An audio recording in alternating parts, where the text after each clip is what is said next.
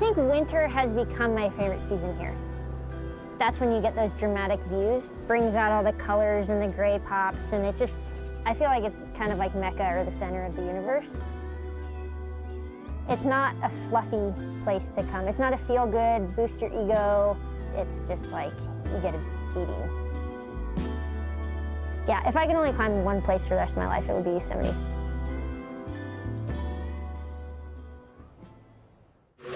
Since 1966, we have viewed walls not as obstacles, but as opportunities. From the big walls of Yosemite to the high peaks of the Himalaya, we were searching for a personal kind of freedom. In this pursuit, we found a community, strengthened by different stories, experiences, and perspectives. This community has shown us that the only way forward is together. We fight the battles no one hears about. We drop into the middle of firefights to rescue others. And act as one-man air traffic control towers. We're the ones who go before all others.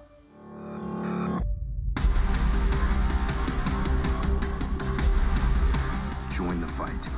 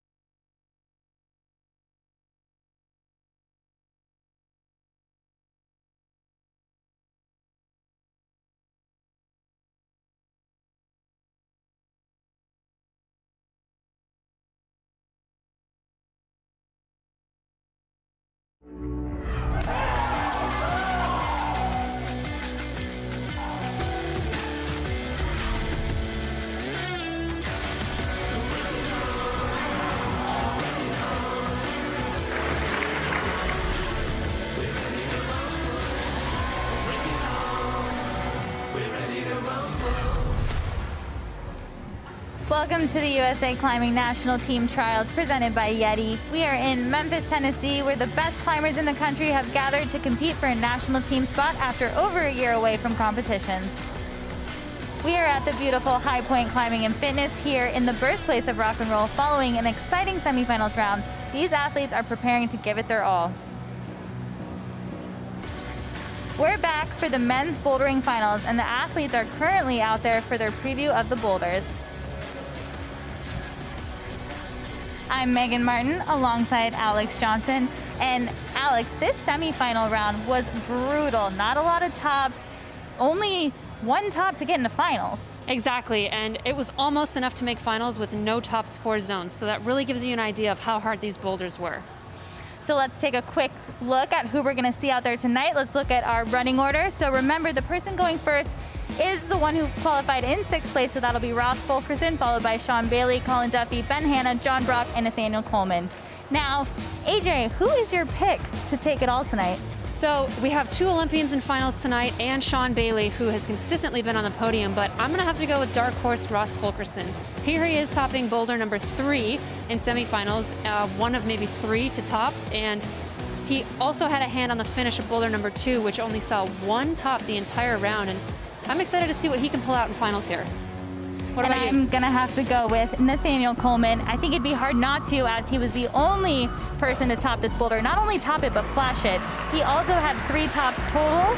And after looking at the round here tonight, it looks like the boulders will suit him really well. And if you saw with that replay, that was quite the move that he was able to stick. We saw so many men jump to that hold and not be able to make it happen. But right now, the men are behind us. They're doing their preview. They have 2 minutes per boulder to preview. So we're gonna go ahead, sit down, and take you all through the boulder problems a little bit.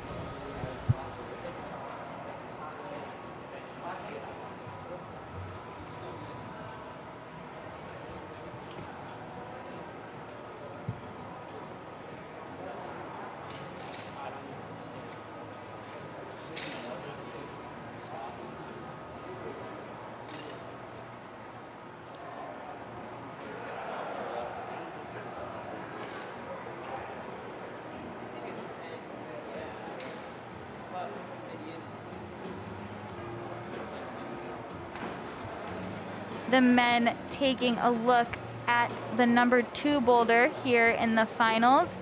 Now you'll see they're taking a second to touch those starting holds. That is allowed. They can't touch any of the other holds. They can't pull on in any manner, but they can feel the starting holds. It's a-okay. Now this, to me, looks like one of the most challenging boulders of the round, actually. And we're not gonna, oh, I can get into it a little bit. There is a palm press in this boulder that'll be really exciting. Their left hand should be on that zone hold and have to then put the right hand pressed into that black hold on the volume. And it's gonna be interesting to see how everyone reads this one. And this would be a specific boulder where if you don't read it properly early enough, you only have the 4 minutes. So it could come down to just basic route reading here in order to be successful on such a difficult boulder like that. That was the one that you and I had the hardest time sequencing, Megan. It's very true. We were walking around with Flannery, one of the route setters here, and we kept saying things, and she was like, nope, that other hand, other foot, Yeah. There's a press. And we're like, oh. I feel like I'm usually not terrible at Yeah, reading, usually we're good at it. reading sequences. That one kind of got me. And this is another one that looks pretty challenging and low percentage specifically. Like the movements are going to be a little slippery, a little off balance, getting through those yellow volumes that she referred to as slices, lemon slices, which I think is accurate. It's going to be kind of tricky because you're coming from a position above them and then going to have to go down onto them and try to use them while you have dual textured footholds that have a pretty big surface area of the slippery texture. Small percentage slab boulder here. They're going to have to walk across really trusting the dual text, which no one ever wants to do. Definitely not. Remember, they have 2 minutes per boulder to look at them and only touch those start holds. It's a great advantage to be able to touch the start holds in the preview because you can kind of A, feel what they feel like, obviously, and then B, sort of get yourself into the position and feel the position. And then when you do come out, you're not really wasting time trying to figure that out. And it's kind of like a muscle memory thing that's already logged into your bank. And the preview part really makes sense when you drop that minute off of the round because 4 minutes is just not a lot of time. It's really difficult to finish boulders in 4 minutes. Yeah. If you have to do more than a couple tries, you could find yourself with no time very quickly. Now up to that 4th boulder problem, one that we thought actually looked like probably the most doable for the field, one of the most, really the 1st and the 4th were what we were thinking. This is very dynamic at the beginning with a cool coordination move. They'll have to catch a toe hook, and then they get into that nice zone hold that's gonna be really good. And then it's kind of campusing on crimps, which for most people you'd be like, ooh, not something I wanna do, but for these guys, not as challenging to do. They all have a lot of upper body strength, and as we saw Colin Duffy in the semifinal, just one arm.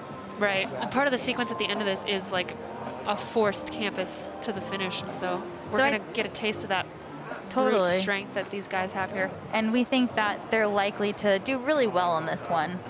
Although it is at the end of the round, that's something to think about. It does look the most fun. I agree.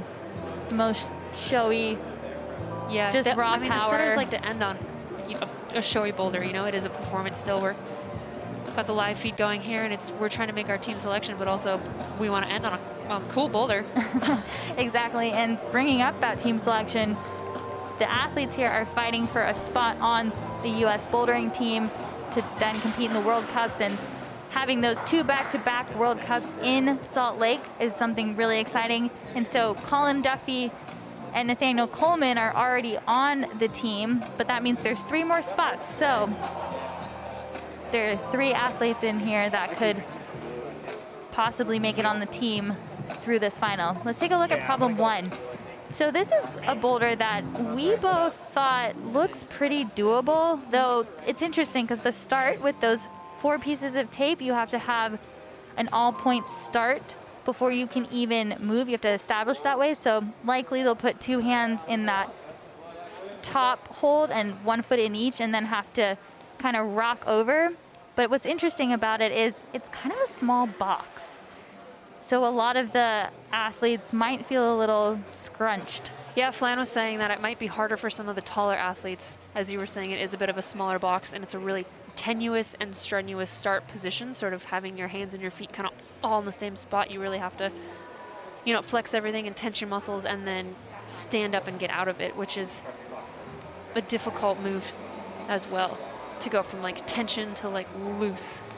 And then at the end of it, there's this pistol squat that you kind of have to do. I'm really curious to see how this goes. Megan and I definitely might be eating our words, but when we were sequencing, we were like, really, this might be a little light for the boys. Yeah, I don't know. it looks a little easy, but yeah. we could definitely be wrong. It's hard to know sometimes when you don't actually get on the boulder, so you have an idea about how things might feel, and it's refreshing if you were wrong in the sense that you thought it was going to be really hard and it feels easy, but it's pretty annoying when it goes the other way. Yeah. So here is Ross Fulkerson, 20 years old, and one of the taller athletes. So we'll find out pretty soon how that start feels for someone that's around 6 feet tall. Absolutely. Coming out and brushing the holds right away, so they are allowed to touch the start holds in their preview, but they're not allowed to touch any other holds. And so for me, when I come out in a round and I brush the holds, the brush becomes sort of an extension of my hands. And if the brush is sensitive enough, you can kind of feel where the good part of the holds are, and those really high holds you can't reach. And it's definitely a strategy that plays in favor of like getting a feel for the holds, but also if you take too much time, like Ross is already down to 320 here, and that's a lot of time to brush, and I've run out of time before spending, you know, a minute on brushing, but sometimes it plays in a factor. Interesting approach. That's not exactly what we were told. We thought the root setter intended to have them palm where Ross threw his foot, but that looked like a great plan. And here's that pistol squat that we were talking about, and it looks like he's gonna get a flash most likely, as long as he can get that right hand on inside flag, and it's gonna be a flash. There's the inside flag they were trying to force on semifinal boulder number 3. Ross Fulkerson. Wow, out of the gate, that's gonna feel great moving in to that second boulder. And we didn't get a list of the names from the root setters, but I think we should call this the bowling ball. Yeah. Those first ones definitely look like what you would get with a bowling ball. Awesome. Great go from our dark horse and AJ's pick. I think we might have called it right. I'm 1 for 1. Another look at those starting holds that we are now referring to as the bowling ball problem. I feel like that's shiny, accurate. glossy like a bowling ball. I really liked his approach by throwing the foot like that. It seemed really efficient, put him in a great position right away to then just stand up nicely into that zone hold. So we'll have to see what Sean Bailey does here. We'll see what, and you know what, now that I think about it, I wouldn't be surprised if we see all the men do that, because they did get a chance to talk about it. That, and it might seem like you're eliminating a move, like if they go right hand to the first gas stone and palm the bigger volume, then you're kind of stuck in this half iron cross position and have to really hold and flex that tension to get the left foot up, and so jumping into it sort of eliminates that move. And Sean's gonna know that whatever Ross did, he did it quickly because he got pulled out of isolation so fast. So he's gonna know that there's pressure to top here, because that definitely didn't take Ross 5 minutes. So No, it took longer to brush than it did to descend. it really did. Interesting. Going for the facing right sequence. I don't know about this. This seems a little too risky to me. He is established now. Definitely an interesting approach. I think it'll still set him up nicely in a similar position without having to be dynamic like Ross did, but definitely risky because that start hold is much better on the coming from the other side, and that orientation grabbing it from the right. Yeah, it's risky in different ways. Like the jump move is set up as a risk move. That's the term they use in setting to force something that's insecure. But the way that Sean started is risky because the position is so much harder to get into. This is where Ross did a nice inside flag here. Looks like Sean's trying to go for that drinky bird position a little bit. A little shaky on the left foot. He looks like he wants to reposition it a little bit just to get set up. That looks a lot better. Right, there's a drinky bird. Inside flag. Oh, gonna actually push himself off the wall with that, but plenty of time to get back up there. Yeah, trying to bring that leg through, sort of push his hips out from the wall a little too much. You see his foot is just shaking, doing an Elvis shake there on that tiny jib. Just can't get it to stay.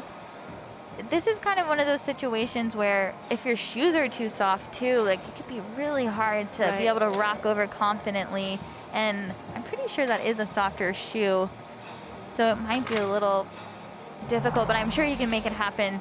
Yeah, with a softer shoe, it's usually really beneficial on volumes because they can be really sensitive and you get a lot of bend and flex in the shoe and you can smear. But a stiffer shoe for standing on something like that, the rubber doesn't bend and it's not as much strength in the foot. You can sort of just rely on the edge of the shoe to keep you on a hold like that. Exactly, and you'll see some athletes bring multiple pairs of shoes out, and especially for a final, when you get to see the boulders ahead of time, then you can know, okay, I need this shoe for this boulder and this shoe for that boulder. Exact. Adam Ondra, Shauna Coxey, like World Cup veterans, you see them do that all the time. If it's a slab, Shauna will be in a stiffer flat shoe, and if it's a steep, she'll put on like a downturned Velcro, and Adam Ondra does the same thing. It depends on, maybe it's even a newer shoe versus an older shoe, but the same model. Like the older shoe is softer. It can get really specific.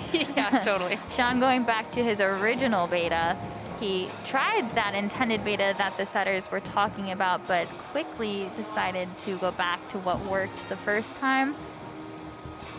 For him, it does look like the easier method. Yeah, I wonder if it's a smaller box, like he's able to start in that position a little better and not have to do the jump. Ross he's taller, so fitting in the jump. I was also thinking about this position. It was a little bit easier for Ross to get his hand on a better part of the hold here because he is a little taller, and I think Sean's a little insecure with the standing there and not being able to get much from that top hold. I think if he leaned a little bit more forward on that left foot, every time he tries to bring his left or his right foot through, it pushes him out a little bit, but I think he's still leaning a little bit too far back on that screw-on foot, and if he were to lean a little more forward, it might help his balance a little bit. Just over that knee and a little bit more over that foot. Man. It's hard to say just because that part of the hold that he's able to reach is not really anything. Right. So if he does reach over, he might not have anything to really push against, but not going to have enough time to figure out what he can do there. But Colin Duffy is a similar height to Sean, so we'll see if he has the same issue here at the top. I'm also really interested to see how he approaches the start here. Yeah, we had two wildly different start positions. I honestly was not expecting someone to come out facing to the right like Sean did, because that start hand is so bad. So bad. And it's a jug the other way. Yeah, it's definitely counterintuitive to what you would want to do. Oh, the setters try to force it, and someone's going to find a way around it no matter what. Guessing he's going to do something more similar to what Ross did, but maybe he'll do the intended beta.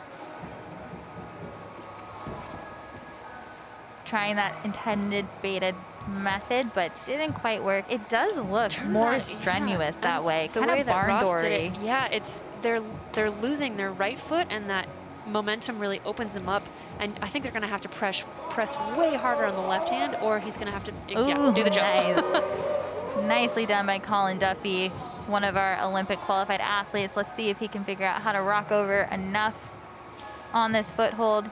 He's generally quite confident on holds like this, and he has crazy ankle flexibility. If you can see how flexible his ankles are, which is really helpful on slab. Sounds like a really weird thing, but honestly, it's huge and it's key. You see it in Natalia too, and Cece and Kylie Cullen, like those athletes who are really good at slab. It's really important on slab to drop your heels down because that gets more surface to the bottom of the shoe and rubber connecting to the hold and the texture. And so ankle flexibility is huge, and you really notice that in athletes who are good at slab. Nice attempt there by Colin Duffy. He tried to go a little more dynamically, and he just slipped at the last second. And I do think in order for him to stick the part of the part of the top hold that's actually going to be able to keep him on the wall, he will have to go kind of dynamic. Ross just seemed so secure on that foot. He just, yeah, he was. I mean, like glue. I do think part of it is his height being closer to that hold, but what's great about these rounds is the route setters are thinking about the variety of athletes they have and the variety of heights. So you see something that might be a little better for a taller person, but then maybe on the next boulder, something that's better for the shorter. And you can see the same things on one singular boulder. Yeah, absolutely. So and you and I talking about this boulder looking light and then Ross coming out and smashing it, I was worried our fears were coming true. And then seeing Sean and Colin on this, who are amazing boulders and amazing competitors. Ooh, really nice attempt there, trying to rock over on the left side of the volume a little more by pulling himself with his left hand. I almost thought for a second that he was going to try to hop his foot off of the screw-on and hop it onto the volume, like the left foot. I think if he did that, that actually could be an option, because unfortunately trying to inside flag without having a hand on the top doesn't put you in a great position, as we saw from Sean Bailey. So it's a weird move to do, but I could see Colin trying to hop his left foot up maybe. Still really interesting too, the difference in how Colin's doing this jump. It's the same jump Ross did, but he's throwing his right foot onto the hold instead of his left. Man, little slip there. He does have enough time though. Yeah. That's the cool thing about some of these like low percentage jumps. You don't waste a lot of time climbing a boulder, you know, it's just a quick hop and then you're on the start again. These athletes know that, and they know they can kind of wind the clock down a little more and still have a good go left in them. Trying to get back up into that position. Ooh, another foot slip. Doesn't look like he's going to be able to make it happen. He does know which boulders are coming next, as they had a preview, so hopefully he's able to put some more points on the board on the next boulder.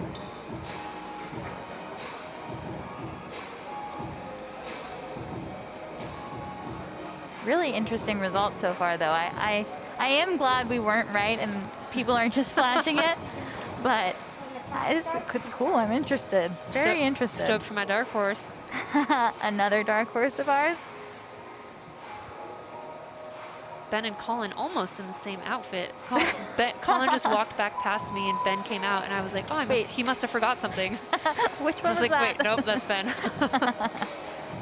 Making a really good decision of grabbing that brush right away. I actually was thinking Colin might have wanted to brush a little more near the end of the time period for him, but I think it's definitely hard when you get down to about a minute. You're not really thinking about brushing anymore. Right, you're panicking, your time is counting down, and you think any second wasted is a second that you're spending not on the wall, but that brushing even for 4 seconds might be worth it, you know?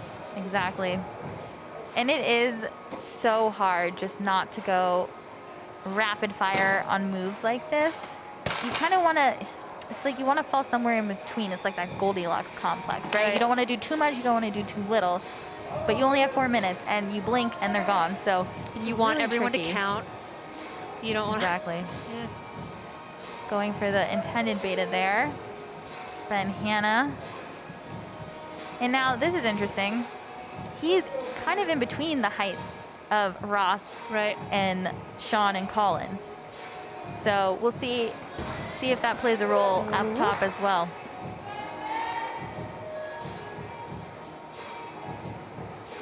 definitely getting creative right off the start, trying 2 different betas back to back. I think he'll go with that second one again. It looked pretty good. Yeah, he just missed Nicely the done. flip the first time. See if he can rock up over his toe. That's the position. I think that drinky bird, it does seem to be a little better if you're taller, and Yeah. that's how Ross did it with an inside flag heel hook. And Ben has been at the training center practicing specifically these moves, these weird finishes, these no hands, like pancake shadow finishes. Like this is literally what he's been working on for weeks, is these awkward, funky, slabby foot, like no hands finishes. And so I expect him to finish this one. I do too, and what he was doing is right. It's just when we saw Ross Fulkerson do it, he did already have one hand on the finish, just giving him a little bit more opposition there. Now, there is a chance that this way could work for Ben, but I also think he should try to get his hand over at least 1 or 2 more times before he just commits to going straight to that inside flag, because it is really unbalanced.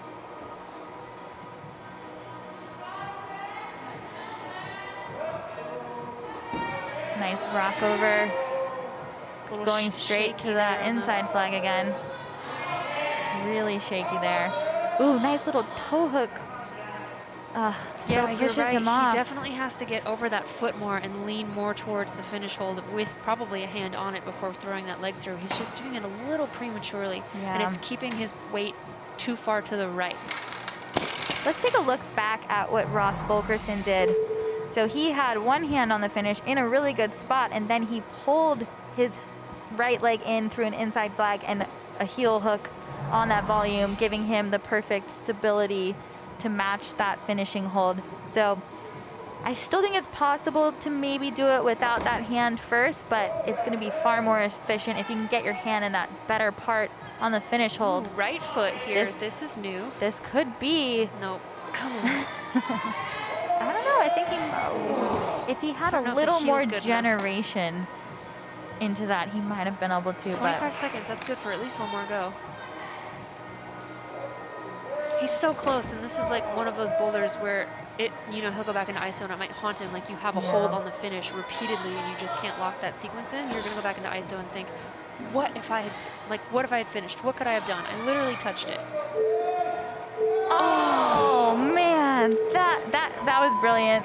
I kind of wish he would have tried that earlier. Yeah, a tiny bit more momentum over that foot, and I think his balance would have been perfect. He just didn't have quite enough gusto in that direction.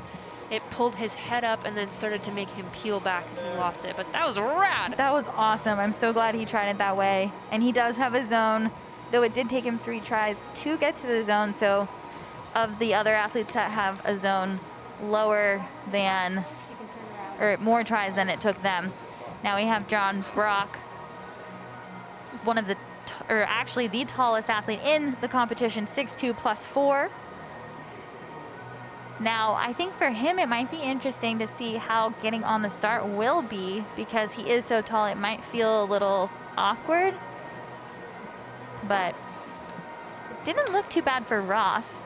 Yeah, Ross was able to sort of get into it really nicely, and that was something that Flan was explaining to us when we were walking through, was that it is a strenuous position and then hard to jump out of, and I think that's why they thought the athletes would do the right hand Gaston, left hand press, because it's hard to be explosive in that position, but they're proving them wrong daily, and it's still so interesting to see. Already you can see it's a little awkward for him to pull on the start. He's got much longer legs. He's actually going to have to sit down in order to establish. Full value, SDS. In case you don't know, that stands for sit down start.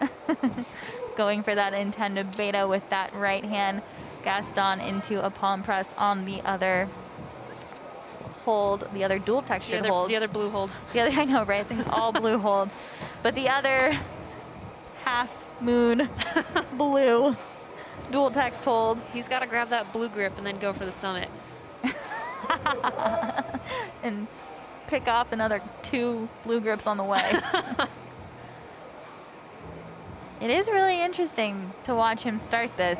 I think the sit-down start was the way, honestly. I think so, like, too. He was successful in it, and he was able to get up and get in that position. But we don't see this often, especially in a competition. Like, having to sit down on the ground and pull on that? I don't think I've ever seen that.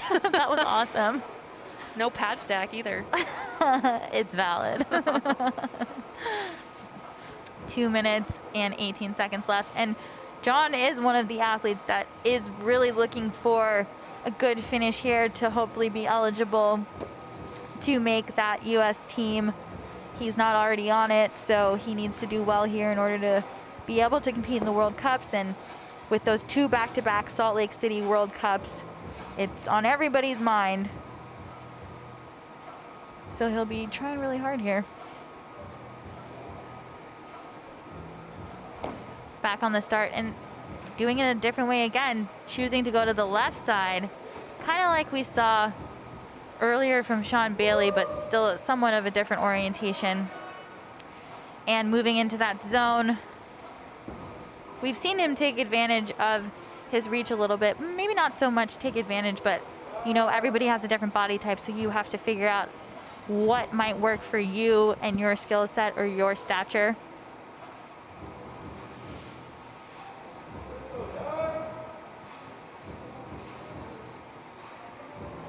Trying to figure out how to rock up onto that volume. Again, kind of a scrunchy position for him.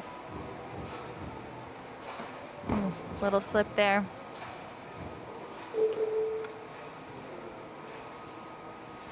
And we're lucky enough to have Zach Gallus sit down with us at the booth. Welcome, Zach. I was so excited to see you in the semifinal today.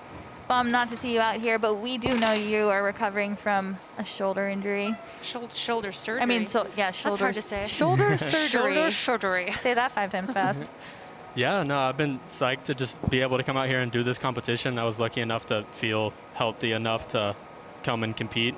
I've been training for like the past 2 months, and I really had like no problems, but I felt decently strong through the whole semifinal round, but I just didn't really have the fitness to keep it going through such a heinous round of boulders. You looked really strong, and I mean, maybe we were speculating, but we thought we saw you a few times make really smart decisions to keep your shoulder from re-injuring it, like keeping it safe and being really smart about how you were approaching each boulder. Yeah, I tried to protect my shoulder on a few. There wasn't anything that was like too shouldery. I was pretty lucky through the competition. There wasn't anything I really had to worry about. Yeah, no, I was lucky to not have any super heinous moves.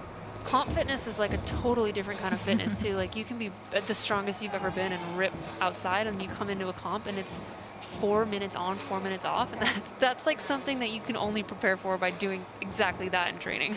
Yeah, I was trying to do that coming in, and I felt decently fit, but that extra try hard that you have to give in the comps got me so much extra work. I woke up this morning so sore from the qualifier.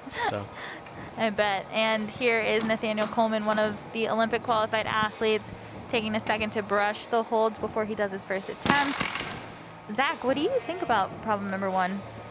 Looking at the boulder, I didn't expect this first move to be so dynamic. I think Ross might have done it statically. I kind of got a good look. No, he went dynamic as well. He threw his left foot out. He actually, we were shocked that he just jumped out left through his left foot. And he seemed to do it like without a second thought. Like a lot of these guys are looking at the start and they're like, do I want to, nah. And then Ross just got on, pulled on, and like exploded out of it. And it was like no hesitation. Dang. But I agree with you. When sequencing it, I didn't think, oh, they're going to jump to it and throw their foot. I thought this was the intended beta, what Nathaniel just did, but still not super dynamic. Yeah, I thought that that left foot was going to be good enough to be able to like completely balance and reach over statically left hand. Mm-hmm. But I think this wall is a little bit more vertical than I thought it was. It's not a slab. Did you get a chance to go around and sequence the boulders before? I did, yeah. I looked at the starts and scoped the sequences. Really nicely done by Nathaniel, like smooth. catching that swing and avoiding the barn door. Lots of tension and body control there. And this rock over move has been giving people a lot of trouble. What are your thoughts on that, Zach? Definitely. It's just all about like standing up and trusting that foot as best as you can. It like feels super secure insecure getting over it, but I think once you're on top and you find the right balancing point, it's not super bad. I kind of like how this is forced here. Once you get one hand on, you really have no other option but to bring in that inside flag. Mm-hmm. He was in a great position, like pretty stable in a good spot on the finish hold. I think Ross had his left hand on it, which he did. Sort of like allows you to open up a little bit more towards the wall to bring that foot in, and Nathaniel crossing to have his right hand on it sort of made him face out a little too far to bring the foot in, and that's going to push his hips out. Yeah, it seems like when your right hip is super close, turned into the wall, your momentum kind of is pushing you off. It's hard to stay as We saw close. that a lot with Sean Bailey, kept trying to get that inside flag in ahead of time, and his hip every time would just like knock him off the wall. Looks like he's going to get back on relatively soon for him for another attempt. He's one that kind of winds down the clock getting a rest in, but maybe he's a little concerned that it's not going to just take one more go, you know? And with 4 minutes, you know, you have to kind of think about it differently. Yeah, and this boulder too, once you get it figured out, it doesn't look too taxing. It looks like you can kind of give it some rapid fire goes and not be too worked from it. Let's see if he makes that adjustment and tries to go with his left hand. Very nice. Now he figured it out. It's such a cool sequence because it's almost like you need the opposition of pushing on the heel and pushing on the hand to sort of lock you in. You're like in the elevator door, you know? Like Exactly. that's what keeps you on the wall. That's a good route setting. That's nice really route good setting. route setting. We underestimated it so much. Right, We were totally. so wrong. It looks too easy. It was far more complex than we originally thought, and Nathaniel Coleman figuring out the right body position to get into and nicely walking away with a top on number 1, putting him currently in 2nd place, moving into boulder number 2. This boulder looked nails. Did you sequence this one? Yeah, This it one looks so looked hard. like the hardest to me. The going to the finish hold and matching it, just I couldn't really imagine. Right? Especially, I really like how they decided to use the wrong side, like the non-usable side of the hold, and like make you pinch the volume. They're really like, oh, you know what? There's no wrong side, Megan. The not obviously usable side, my bad. My least favorite side. The wrong side. Whatever. Ross just waiting for his 4 minutes to start so he can turn around and get on the boulder. Surprised he doesn't already, well, I guess. Have a brush in his hand? hand? The brush is so close to the wall, they might have not let him walk over to it. They Usually really it's like should have put it. full-on Gandalf position. Yeah, standing right? in the boulder, right? You're just like, I guess for safety, though, maybe it makes sense that you shall not brush. it's out there. You shall not brush. For all you Lord of the Rings fans out there. I'm not even a Lord of the Rings It's fan. weird because I am. All 3 extended versions got them. God, I would way rather watch Harry Potter. I also love those. Going straight for the brush, just as we assumed. It'll be interesting to see if there is a way to do this out of sequence. I feel like it's likely that that's not possible. Yeah, and this is the one that we kept getting the sequence wrong when we walked through with the setter. We were like, left hand and then right hand, and Flan was like, No. wrong. It's like, oh crap.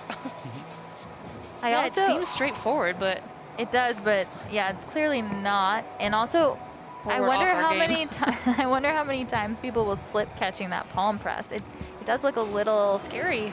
kind of dead pointy, you know? I definitely didn't read this one right. I did not know there was a palm press.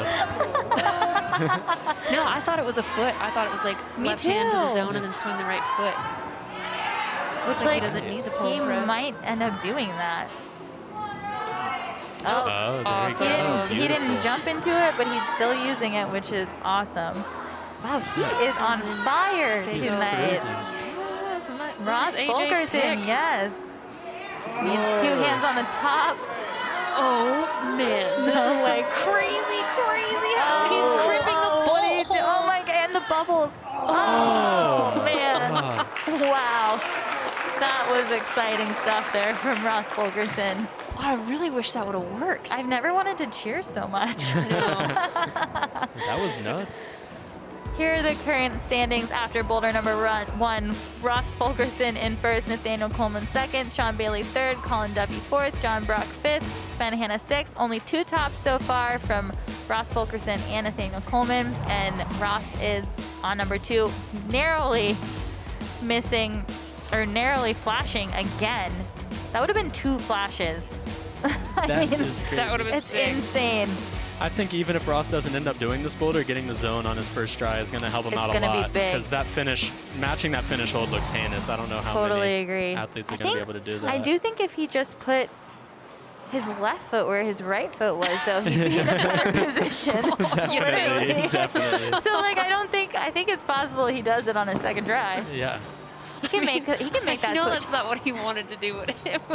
He was like totally improvising. What am I going to do here? Well, I guess I'm going to phase out and kick my, whoa, there's a hole. It was like he was just reaching his foot out and was like, oh, a hold. Let me just put it Put his there. foot on it. Yeah, I think the left foot definitely, you need that to get left hand up to the top, but then you have to do that little finicky foot match, and I think he was just trying to avoid doing that. I wonder if you could technically toe hook the volume. Could you reach that right volume with, like, if you have your left foot up, put your toe underneath that volume with your right foot, just for some opposition there? Maybe. Could be possible. It might be too far, but just a thought. It's hard to tell from the ground. Rode the clock down to about 40, which Wow. See, 4 minutes goes so goes fast. so fast. But saving that energy and knowing sort of that he has maybe one more good go. This is a really hard, powerful boulder. He really wants to finish it. He is looking tired. Like, this is one of the hardest boulders, So if far. not the hardest boulder, I think, in this round. And even one go on it probably zapped a lot out of him. Really nicely done getting the hips in there. Gonna try to. Don't go right hand. Oh, no. He clearly can't. Don't do hear it. you. Don't do it. Wonderful climbing there by Ross Fulkerson. Zone on his first try, which will be really big for him. Still in the lead currently, 1 top, 2 zones. It's huge to get zone on your first try, but when you're trying to match the finish like that and you don't get it, It's so with frustrating. this scoring format, it is frustrating because then all you get is 1 point for getting halfway up the wall. You know, it's like you don't get a lot to show for like all of this work that you put into like narrowly falling off the finish. And with our old scoring format, you were more rewarded for doing more moves. But aligning with the IFSC, it's like 2 points per boulder, and you get 1 no matter how high you get. And It can be really frustrating because of that. Because, I mean, the same goes for the lead, even with usable surface and clipping. Those extra points when you do make those extra moves. it completely changes your strategy. Exactly. Yeah, definitely. So like you get to zone first try, and if you think there's absolutely no way you have a shot at finishing the boulder, why would you get back on? Yeah, there's really no point. Yeah. Especially with an early zone and you climb, like, do a lot of climbing past it, it just feels like you're just a lot of wasted energy. Totally. Not quite able to make it to that zone hold for Sean Bailey. Kind of didn't have his hips in enough to cross. It is quite the powerful move as well. I think when Sean is able to figure out the subtleties and body positions of this boulder, I imagine this one's suiting him pretty well. Yeah, it I seems like definitely he's agree. rushing it a little bit and just like doing the grab and pull thing, which he's good at, but he also is so good at finding the subtleties that it's surprising me that he's not sort of sinking into those. You know, he's really good with his feet and his toes and like moving his hips. I know it sounds really weird, but like watching him climb in a comp and outside, the way that he sort of sinks into positions like that, it's surprising me that he's not finding those this weekend. Yeah, he has struggled a bit in the bouldering round, all of them really. And I mean, not getting that top at number 1, and really almost every boulder that was on that wall this week, he was, you know, Right. close to the top and then falling. So I wonder if it's getting in his head a little bit even.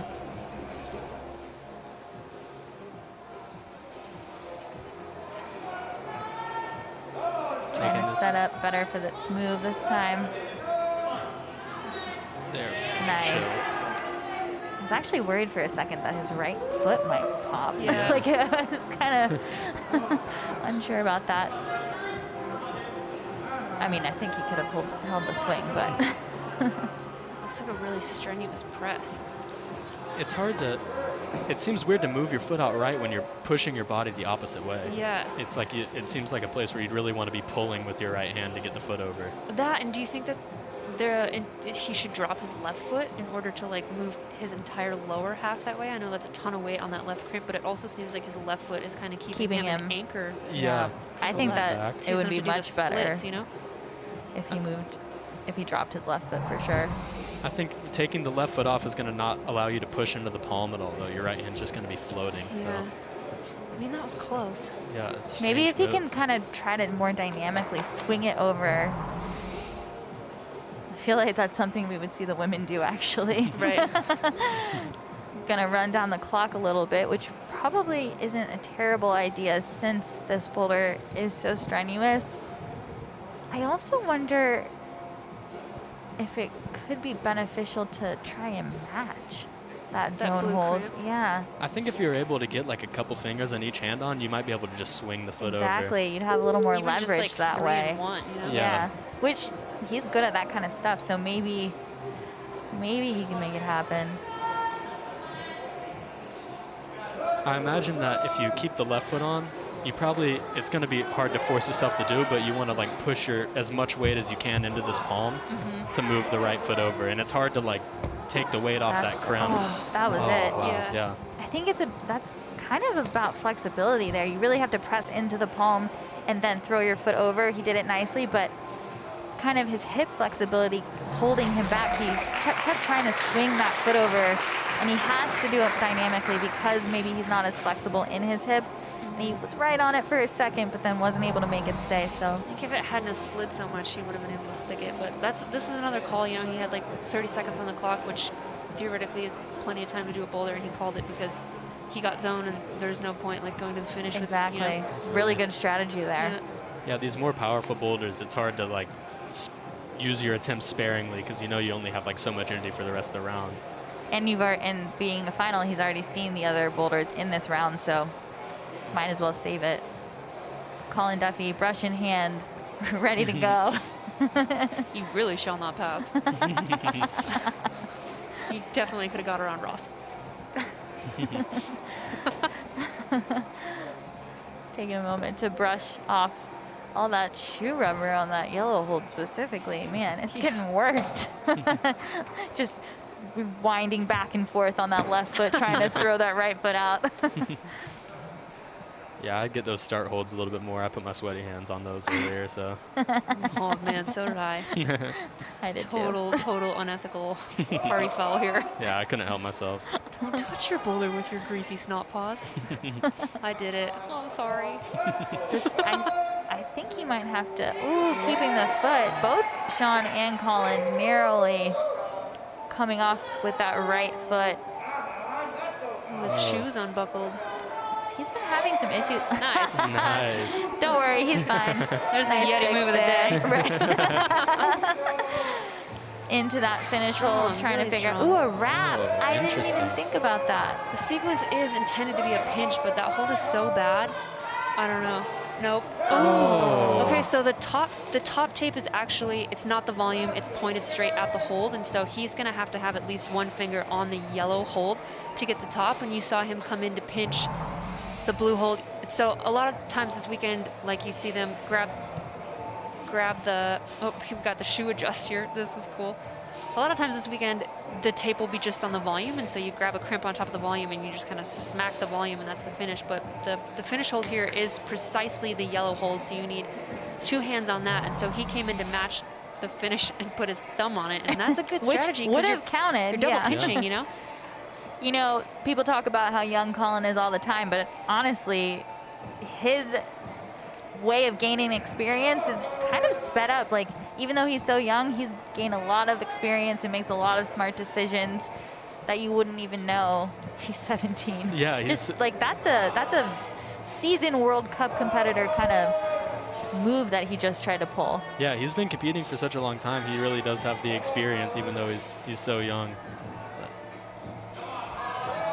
See if he can figure out a better way to go about this sequence there. Oh, Foot man. just picking off.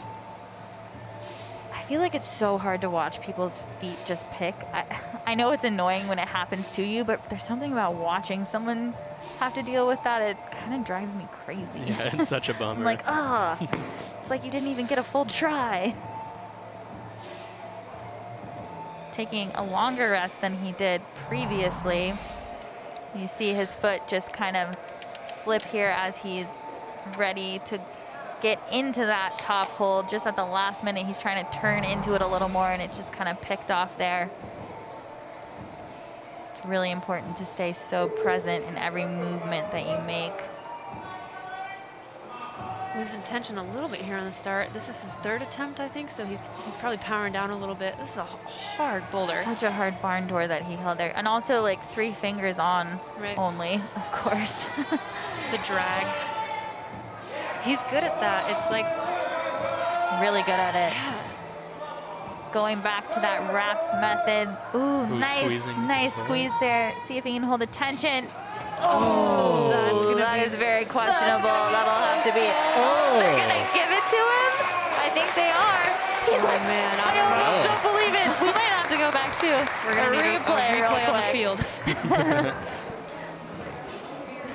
Should I get my stopwatch ready? Someone's gonna go get Dustin. Let's see. Ooh, yeah. Oh, I think I would give it to him. That's just close. as good as Ross's finish Yep. of semis number 3. He was controlling it for a significant amount of time. That's like at least 3 before seconds. for sure. Yeah. I give it to him. Yep. 100%. God, I love these replays. Yeah, same. I mean, they gave that exact same thing to Ross Oh my in gosh. semis. He's still The joy there is so amazing. He's like, oh my gosh, I can't believe it. It's hard too, because when you're on the wall, like, it kind of feels like you're holding on forever. And then if you ever do slip, you then question right away, wait, was I? Right, totally. So it's the same kind of confirmation. He needs it as much as we do. Absolutely. And it's a really hard judge call, and you don't want to be the judge who does that. And I had a really similar experience in a World Cup with a finish like that got me into finals. And it was like one of those questionable, like, did she hold it for long enough? And I ended up getting it. And I was like, oh my God. And I went to finals, and it's a close call. Ben Hanna setting up on his first attempt, and I wonder if I've never seen him just drop off of a boulder in a competition. Yeah, it looks like when he moved that left hand in, he was surprised at how uncomfortable that position was, so he wasn't able to generate enough to go to the zone. Yeah, I think you want to stay out on that left pinch, and coming in sort of made him too close to be like explosive enough to go to zone. I think you kind of want to stay open. Honestly, can be a smart decision if you know you're kind of not in the right position. Why have to fight for the zone and possibly still not get it when you know you could set yourself up better? It's a good conserving of energy tactic. You were 7th place, Gala. How do you think you would have done? On these boulders? Yeah. I mean, I'm not sure. It looks like a pretty powerful round, especially the second boulder. I think if I wasn't able to find luck on my early attempts, it would have been really hard for me to conserve energy for the rest of the round. But, I mean, it looks very challenging. Yeah, Ben's really struggling to generate here. It's a very powerful move and really specific. You have to hit exactly the right part on the zone. So easy to fumble it a little bit. Yeah, even these straightforward power boulders have like a lot of subtleties that can make the moves a lot more efficient. And finding those is what really helps you figure these out in 4 minutes. It's hard to just burrow through them sometimes. And almost, it's kind of like a little bit of luck sometimes to just like sink into the right position early on in your 4 minutes. I mean, I feel like that's a lot of the whole thing with these competitions is being able to read things or find the right position quickly, because if you don't do that, it doesn't matter how strong you are, it doesn't matter how good your technique is. If you can't read it properly or find that position early enough, you just might run out of time and just exhaust yourself. Right. I think my injury and being a little bit weaker has helped me work on that a lot too, because a lot of times I'd just get into positions where I felt like I can just yard through and I get locked into a sequence, and now like since I'm not as strong right now, I have to really like wait and find the right body position before I make the next move. So we've been asked, Gala, for you to define yard for us. Yard, just pulling as hard as you can. Like yard. Yard.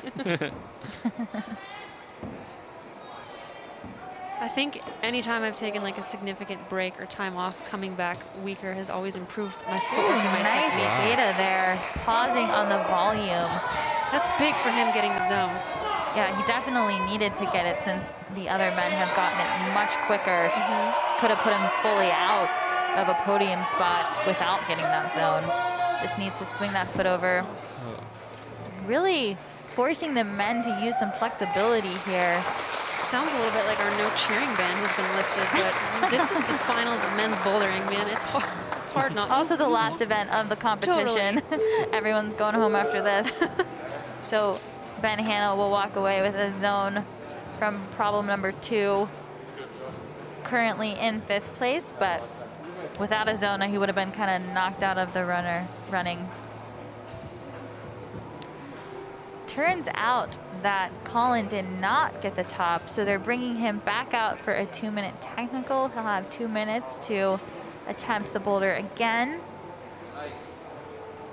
Ooh. Interesting. Yeah, it's very, I mean, I really did Spicy. I thought it was long enough. Definitely close, but long enough. Quick overview look at our route setters. We've actually got the combination of the lead and bouldering route setters there.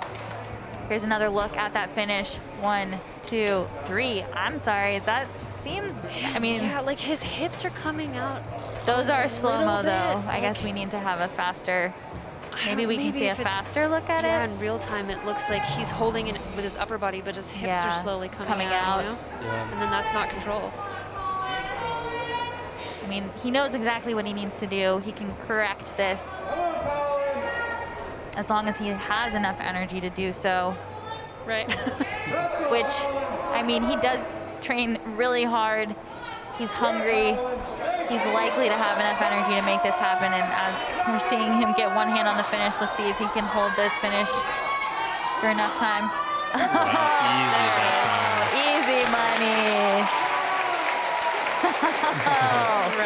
I mean, there's no dispute in that one. No dispute at all. He definitely got the top there, so he will secure the top of number 2. Wow. Very impressive. Actually cruising that bottom section. He had it pretty dialed. He's like, from the wait, I last. actually figured out a much better way to approach this. Hang on, let me just go again. Just really committing more to the wrap that time, getting it all the way down to his forearm and not even trying to pinch with his right hand, just touching It's all the other side. All on the left hand. His right hand's just up there for show, like for the matching the finish. You know, his left hand is taking all the weight. Nicely That's done cool. by Colin Duffy. Getting a top puts him in a really great place moving forward in this round. John Brock stepping out for his attempts at boulder number 2. 6'2" with that +4 wingspan. Tallest competitor in the competition.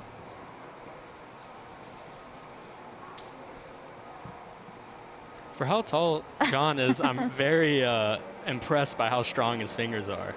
Yeah. Yeah, he's like, even though he's pretty big, he really can hang on some small holds. So I'm interested to see how he does on this boulder.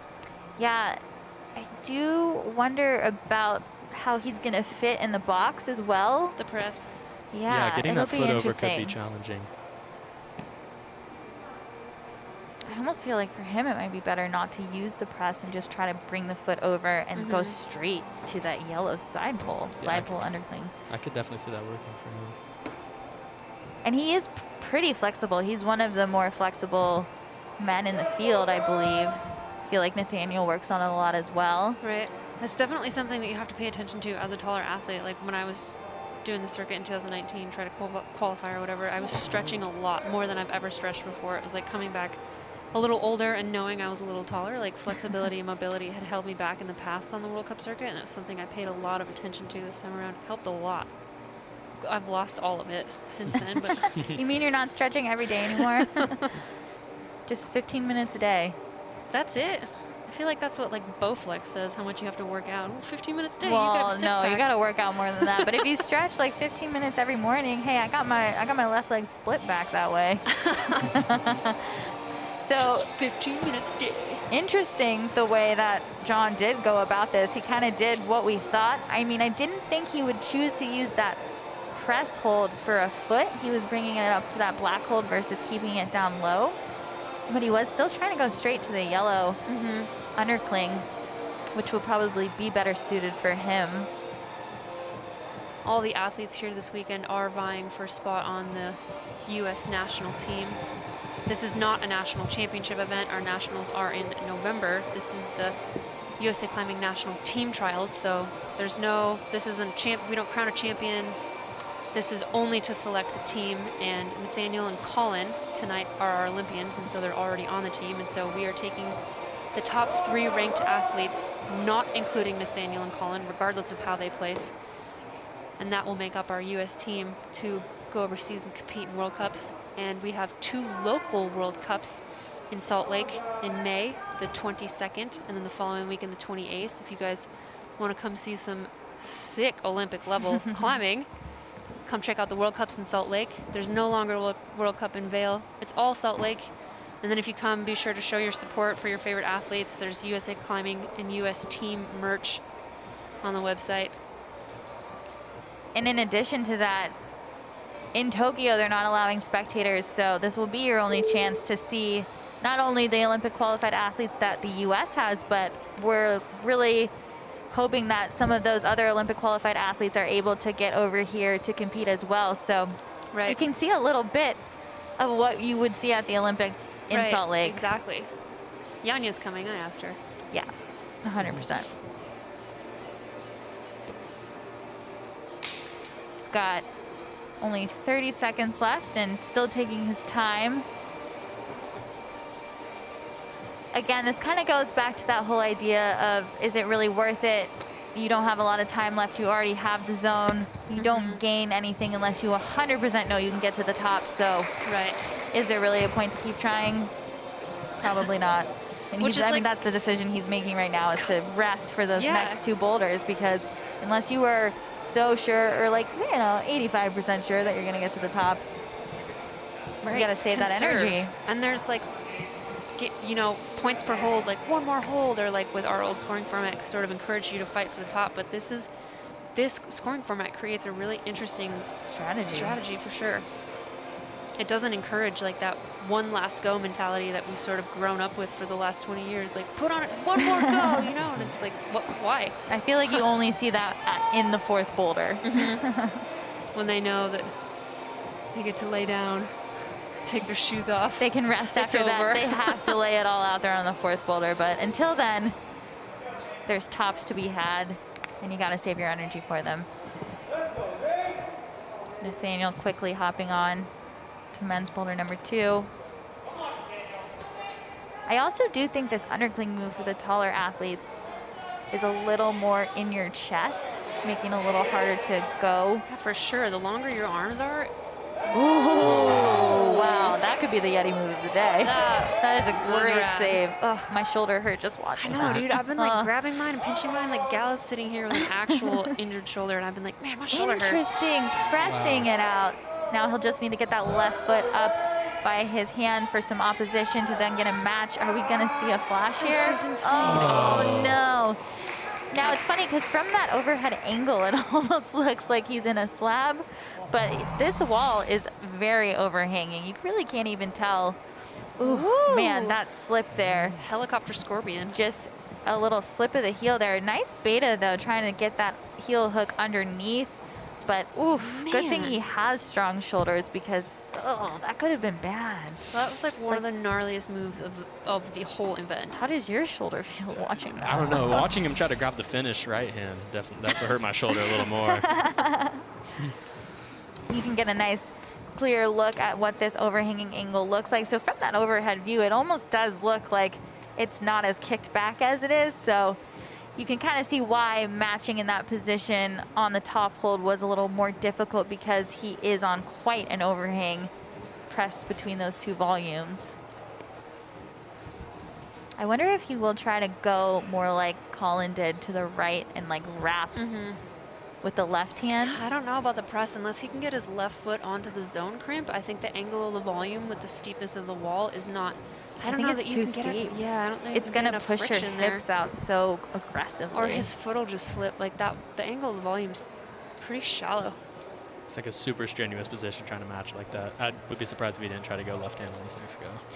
Yeah, that's a good point in general. Just knowing Nathaniel and the way he operates, it would be really surprising to see him try the same beta again. Yeah, he's super good at adapting when something doesn't work. He's really good at either changing his beta completely or finding those subtleties to make the moves a lot easier. And as everyone's seeing right now, really good at resting and kind of letting that clock run down a little bit, knowing that every try counts and that he needs his energy in order to have a shot at setting this boulder. This is that position where it's like, okay, I've been to the top once, 100% it's worth it for me to keep trying, but I need to conserve and be as efficient as possible, because you don't want to keep building your attempts either.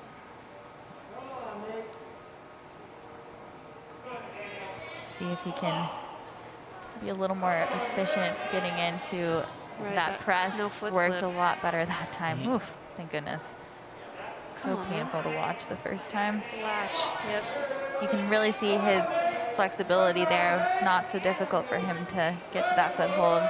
Going more like Colin did, but not quite figuring out that wrap. This pinch, I think Flan said, was the intended sequence, but the wrap The crimp wrap is looks like really nice. I don't know, it's just such a, it's a wide, shallow pinch.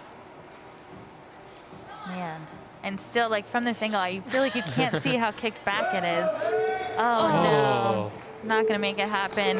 But really great efforts from Nathaniel Coleman, another one of the Olympic qualified athletes. It's been so cool to see him become such a dominant competitor. Like, he kind of, for us in the adult scene, like, jumped onto the scene. And was it like 2014? Yeah. Making finals at that World Cup in Canada Toronto. that you and I were at, and we were all going crazy cheering for him. And then the very next weekend, he made finals at the U.S. World Cup podium both times, and then he's kind of been like pretty dominant in the U.S. since. It has been incredible and just really good for USA in general to see so many of these athletes start to be successful at the World Cups and want to be on the circuit and really take the time to put the training in, and not just physically, but the mindset training as well. I think this is the most prepared the U.S. has ever been. Quick look at our current standings. Right now, one top will get you in the top 3. Ross Fulkerson, Colin Duffy, Nathaniel Coleman all have one top, 2 zones, just varying in tries there. And then Sean Bailey, John Brock, Ben Hanna rounding out the top 6 in our final. No tops, but 2 zones. It is actually interesting that half of them have one top, 2 zones, and the other half just have 2 zones. I've never seen it split up that way, actually. Yeah, there's really good separation in this round so far, even just the attempts to the zones. Yeah. Yeah, nobody's flashing everything. Yeah, it's, I mean, we have one it's flash. not a Nathaniel Coleman standard round, you know?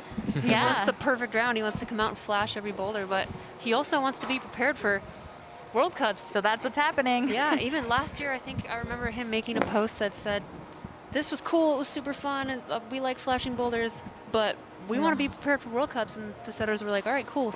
Here, eat some of these Wheaties. I think you made one of those posts as well, right? I did, yeah. Me, Sean, and Nathaniel all made a post like that. But So what are your thoughts? Regrets? What are your thoughts here? no, I'm psyched. I really like climbing on harder boulders in the competition. I think, especially for this event, it being qualification for the World Cups, I think it should be as close as it can be for what you're going to see out there. And I think they've done a really good job with this whole round, especially the semifinal. Felt like I was at a World Cup because I didn't do anything. So. You got zones. Yeah, I got zones. That's something. Ross Fulkerson, you showing us our Got first sight Zones. on men's number 3, going right into a thundercling, which I mean, I've only ever met one person who was a fan of the thundercling, Tommy Caldwell? Paige Clausen, Huh. or actually Paige DeCock these days. Nicely into that first volume. I remember Flannery mentioning that was going to be a little more difficult. For the taller climbers. Yeah, but Ross just went through it very smoothly. He is fire. He is not taking this finals lightly. What's He's up, Ross Fulkerson? ready to be on the podium. Gonna have to move that right hand. He's also actually really flexible. Chill. Crushing. So the second flash of the round, and it goes to Ross Fulkerson again. 2 flashes in a final. Hello, Your sir. first adult bouldering final, and you Welcome flashed to 2 team boulders. trials. I know, right? At this point, he Hello, my could name's have. Ross. Give me that jacket. Everybody wants a jacket. I'm doing World Cups. Smoothly gets into that first volume, and then nicely into the press. He just read it perfectly, executed perfectly, climbed confidently. I've always been really impressed by his flow and his level of technique. And for one of the taller climbers, he is quite flexible. He has a lot of mobility, and I think he does work on all of that a lot. And He's also, been like, climbing outside a lot lately too, Yeah, and I wonder if that has a lot to do with it. Sean Bailey brushing those holds up, all those dual text holds. Damn. I know, I'm impressed right now.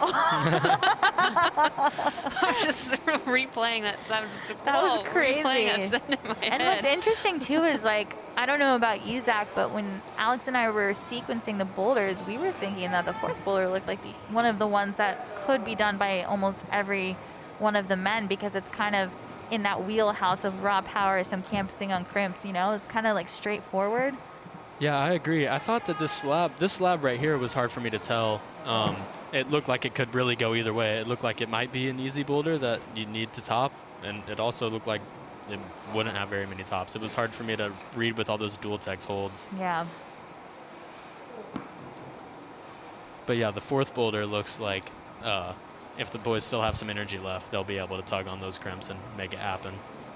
Yeah, so really there's a possibility that things could be decided on that third boulder. Taking a quick look at that fourth boulder we're talking about, though it looks difficult, just knowing the athletes in this round, it seems like something that they would put down so easily, because it's kind of what everybody's good at. Yeah, it's definitely, that's an easy style to train. It's a lot of just, it's a lot easier to train than it is to practice. And I think like these slab and more technical boulders, you have to like really put in the time to practice. And for training, you just got to get stronger. I have to be honest. I called Ross as my favorite at the start of this event, and that actually came from Bree, our official photographer. She was like, "It's gonna be Ross, you know it." And so that got the idea in my mind. And when we were calling our favorites for tonight, I was like, "Yeah, I'll go with Ross." Like, Sean Bailey wasn't my idea, I have to admit. Well, I'm glad you got that off your chest. I did. I've really been sitting here, I could tell you felt really guilty about it. You knew Bree was going to be like, on the live stream the whole time, you just were taking credit. She's going to listen to it back and be like, "Oh, really? Your idea." Mm-hmm. Sean really having trouble figuring out how to get down to this flat hold that Flannery called the lemon slice, which we didn't see any issue for Ross trying to kind of jump into it. He's not finding a way to like sink his hips down into it, which is a huge part of the problem. Has just over a minute left. Oh, it's not been his week on the boulders. I mean, he was the lead champion, so he's got that going for him, and he will be doing, or he's on the lead US team and can do the lead World Cups, but you know, he definitely wants to be on this team as well. Absolutely. And be able to do the Bouldering World Cups. So it's got to be really frustrating for him right now. I think he's been climbing outside a lot. His focus, much like a lot of these athletes' focuses have been outside, with like year of comps being canceled, and he's been having a really good outdoor season. I think just maybe he doesn't realize the toll it took on these subtle slabby comp boulders. Yeah, and I was going to say specifically this style of boulder, and that's something that you really have to keep training, because you're always going to see them, and that learned movement is something that I feel like does disappear faster than some of the other skills that you need for climbing. Absolutely. I've been asked several times why I'm not competing this weekend, and I've been predominantly climbing outside as well, and so to go from outdoor back into this style where it's you got like run across volume, steppy, jumpy, like parkour style hard comp boulders, I think it would have been really hard for me to adjust coming from the more like kind of static straight down pulling. Yeah, that you get outside. Colin Duffy probably itching to get on the wall after coming back out and sending the second boulder again. Quickly brushing. I'm curious to know what the technical was. Flag on field.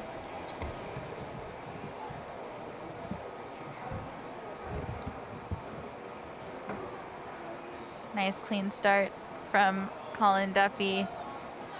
Now, this style of climbing is something that he has been working on a lot recently. Unlike a lot of the men in this competition, I don't think he's been climbing outside as much. Granted, he is an Olympic qualified athlete, so kind of have to spend time inside right now to prepare, since it's only a few months away. Really nice method, but oof, a little painful.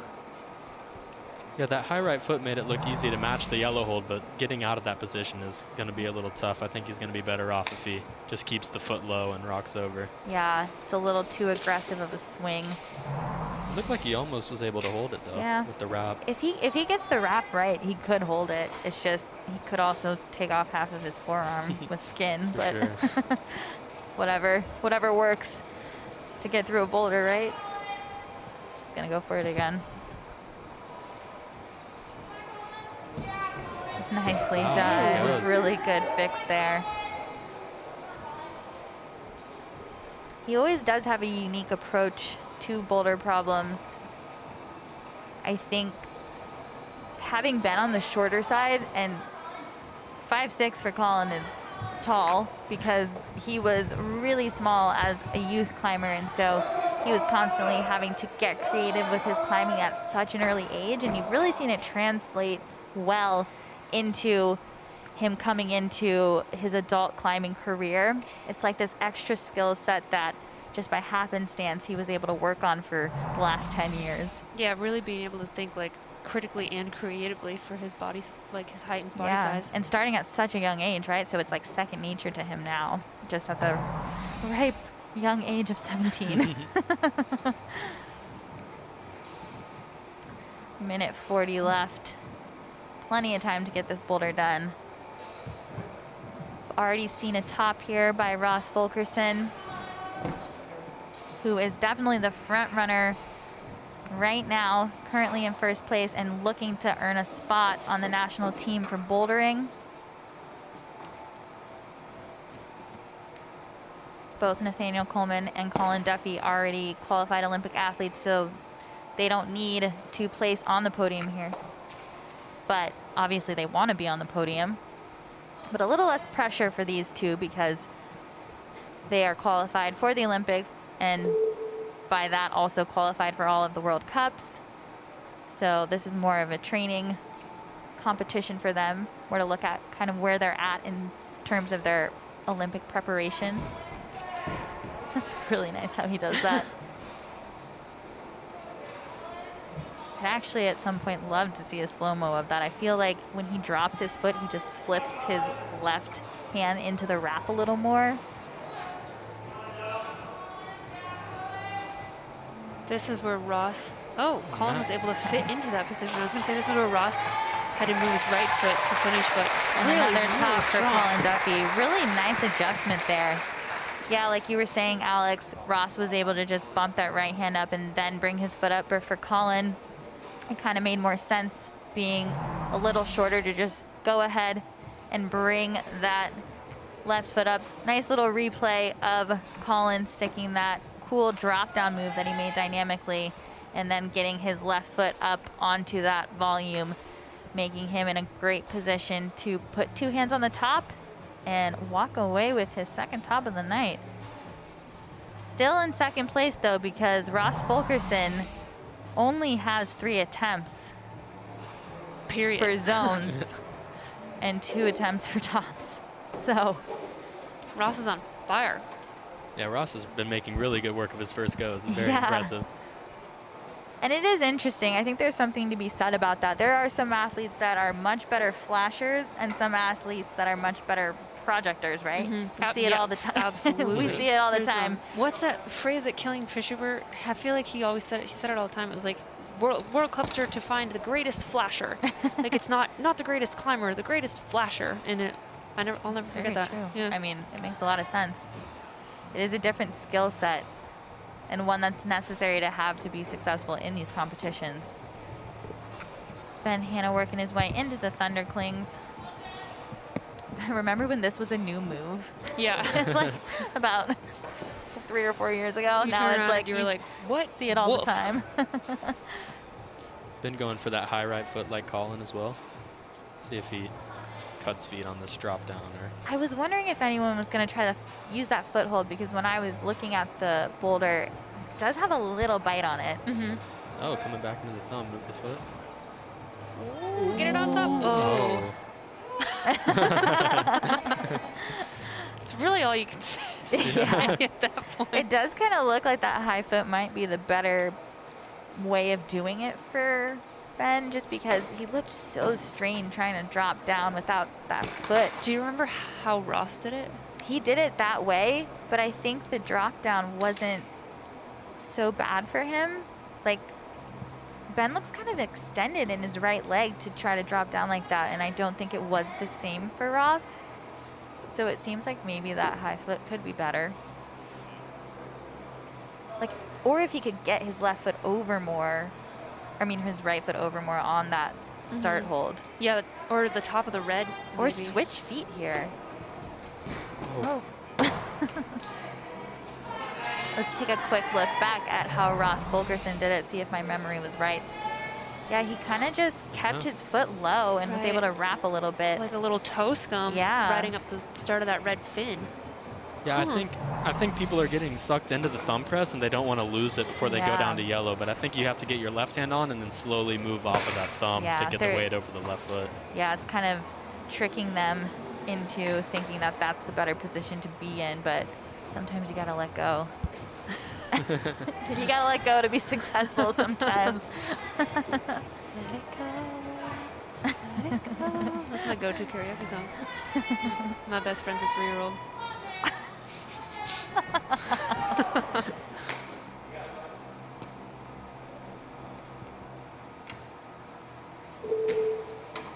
Just under a minute under the clock.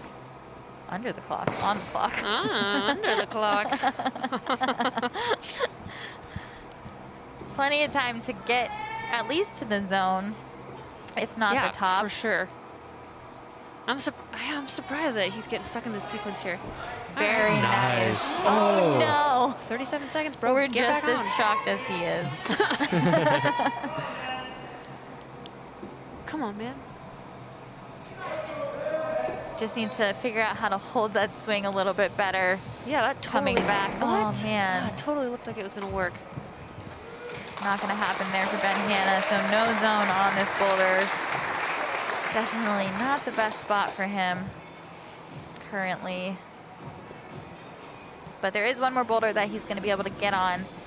And remember, he is looking to get on the national team, so he's not gonna wanna be finishing any lower than 5th in order to have a shot at that. Obviously he wants to finish higher, but with those Olympic athletes already qualified, if he ends up in 5th, he would be fine. Yeah. Basically, it's a fight for 5th place at this competition tonight in order to get on the team because of the Olympic being qualified ranked 2-3 athletes. right now.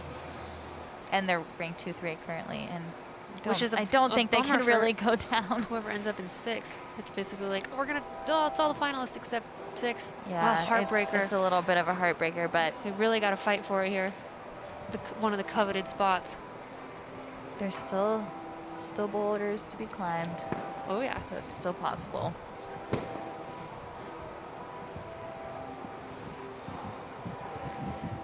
John Brock getting ready to take his first attempt. It's really been interesting to watch how he approaches each boulder, kind of doing them all very differently than anyone else in the round so far. And I feel like over the years I've seen that happen with him a lot, but maybe not so much in a single round, you know? Like, it's been very apparent in this round specifically. Yeah, John definitely has a super unique style. I've never seen somebody have the same strengths as him and also be his size. Yeah. See what approach he'll take to getting down into this. Looks like kind of going more so in the manner that Ross Fulkerson did, kind of losing it at the end there. Tension just giving out, hips pulling him out from the wall. I think walking through with Flan, talking about the boulders, the slower descent onto that first lemon slice was sort of how the route setters were anticipating the athletes would do it. Not so much like the call-in dyno, but that worked. I mean, I think for those shorter athletes, that is probably the best way they could have done it. Yeah. I mean, and we've seen so many different, like the route setters are like, this is how it goes. And the climbers come out and they're like, nope, watch this. I mean, you never know at the end of the day how somebody's going to do something, but you hope that you can force a certain kind of beta on each boulder. At least that's what the route setters are trying to do. But It's You crazy some of the can't- stuff the climbers can come up. Like, Well, you know, the like thing route is- setters are really good Oh, climbers. yeah. And so they're like trying every possible outcome that you could think of. And then the climbers are still just like, do or die. And then they But- come up with something crazy.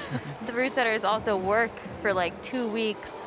Here's a little view of some of the route setters, but they're working for a couple weeks setting up the boulders, tweaking them, forerunning them, and then they re-forerun them every round. So they're exhausted by the time they get to the final round. And then on top of that, it's so hard to account for the adrenaline that an athlete has. It's like, you know, which they do account for, but at the end of the day, There's you a just mode, never know how much you know? is going to be Yeah. there. So There's a they do like, a wonderful job. We love our route setters.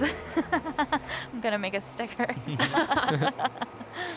Yeah, it's just a mindset you can't get into unless you're competing. And I have to say, I've foreran these competitions a lot as well. Like normally when I do commentate, I do forerun as well. And even forerunning, there's this feeling that you don't have when you're forerunning. It's like at the end of the day, this doesn't count for anything. So it's kind of hard to really lay it all out there when Definitely. you forerun.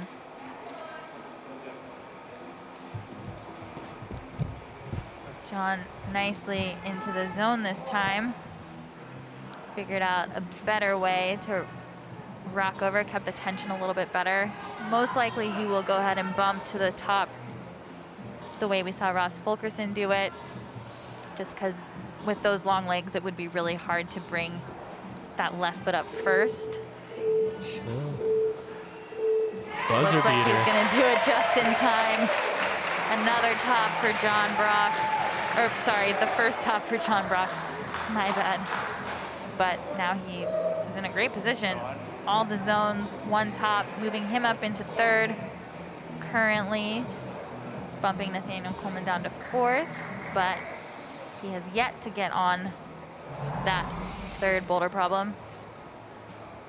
Down to the wire here for John Brock. One hand on the finish with just 2 seconds left on the clock. Gets both hands on, confirmed in control with about 1 second left. Pretty exciting buzzer beater there. Buzz. I'm excited to see Nathaniel on this slab. It looks like the first boulder and this slab as well are very TC-esque. I feel like I've seen both of these climbs. New set. term, everyone, Yeah. TC-esque. Can you tell us what that means for those who don't know what the TC is? The TC is the training center in Salt Lake, and a lot of the climbers competing here tonight have been out there training. And the boulders that have been set in there have been like super similar to what we've seen tonight, and I think it's really benefited the athletes who've been able to make it out. Really interesting beta there from Nathaniel Coleman, bringing his left arm down. That's Super so smart. smart. Taking kind of what we were talking about earlier. Sometimes you have to let go with one hand to release that anchor and let your body sink into those positions. Pressing against the wall, just allowing yourself to open up like that and be able to get in that position. I mean, I've been saying this the whole weekend, but he's such a seasoned, smart competitor, and this is why. And just understanding movement is so high in his skill set, and it makes it so much fun to watch him climb. He's going to make a great coach one day. Oh yeah, whoever gets him as a coach is going to be lucky. A nice top for Nathaniel, and not only a top, but a flash of the third boulder. And with that, we will be moving into boulder number 4. And I can't believe we're almost done. I know, with the whole week. I know. That went fast. At some points it went really slow, but now overall it went now really it feels fast. like we just got here yesterday. I'm not even tired. A real quick replay of Nathaniel Coleman there with that top and flash. Nodding his head like he knows what's up. He's like, yeah, I flashed that. Really nice understanding of the boulder, reading it really well and executing very nicely.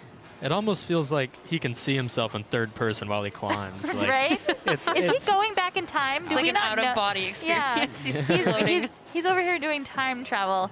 Quick look at the fourth boulder problem here. That zone hold is honestly, compared to the rest of the zones on this or in this round, the best zone hold we've seen for sure. A nice jug there, but it's gonna start with a rock over toe catch. And here's a quick look at the results so far. Ross Fulkerson in first, Nathaniel Coleman second, Colin Duffy third, John Brock fourth, Sean Bailey fifth, Ben Hanna sixth. Now Nathaniel and Ross and Colin all having 2 tops and 3 zones. And now we're seeing a little switch up with John Brock getting that 1 top, 3 zones, and Sean Bailey and Ben Hanna down with the 2 zones there. I almost just said banana. How do you say Ben Hanna fast? Banana. Really, really tight race here for the gentlemen. Ross kind of sitting comfortably on the podium here, maybe regardless of what happens, but those 4th, 5th, and 6th up for positions, grabs. they're trying to get on the team. Kind of they're really the most important spots right now. Right. So someone tops a boulder and someone else doesn't, and there could be another change-up in the results and a change-up in who makes the team and goes to Myron in a couple weeks. I have no idea whose handprint this is. Does anybody else have a guess at whose handprint this could be on Ross's chest? Chloe? She has that big a hand? I don't know. It's a congratulatory, you know. I don't think she's up on the pads with them, but maybe. It's like instead of a pat on the back, it's a pat on the front. He walks by and she's like, yeah, and she still has chalk on her hands from lead like 5 hours ago. That makes sense. Ross taking a second to brush these holds. I hope we read this right and it you know, goes the way I think it's gonna go. I feel like it's a boulder that I could see a lot of success on from the men. We absolutely read it right. I'm never wrong. But I would be really surprised. Yeah, I'm excited. It's straightforward. Like there's a little toe hook catch at the start, but like that's still relatively not that straightforward. Crazy for them. This, in my opinion, looks like the most fun boulder of the round. Maybe the most fun boulder of the comp for the event. men. Yeah, this looks amazing. Which is what we kind of saw with the women too, with their number 4 in finals. It was kind of like the most fun, most exciting boulder we had seen throughout the whole round. It's almost like the route setters are rewarding them for having to deal with some grueling, difficult, nasty beatdown boulders. And they're like, here, number 4 in finals, you're welcome. Yeah. Swing, have fun, campus, be happy. You tried really hard, so here's something fun. Ooh, he's not going to do the swinging toe hook catch. Interesting. Wow. I do think that made that move a little bit harder, though. But less risk.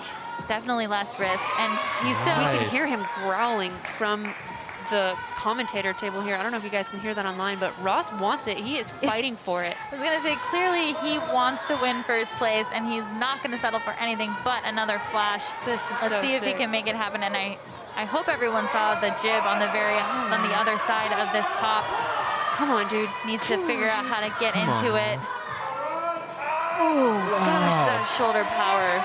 He wants it so bad. I don't know if I've ever seen anybody want it so much. Good effort there by Ross Fulkerson. Plenty of time to get back up there.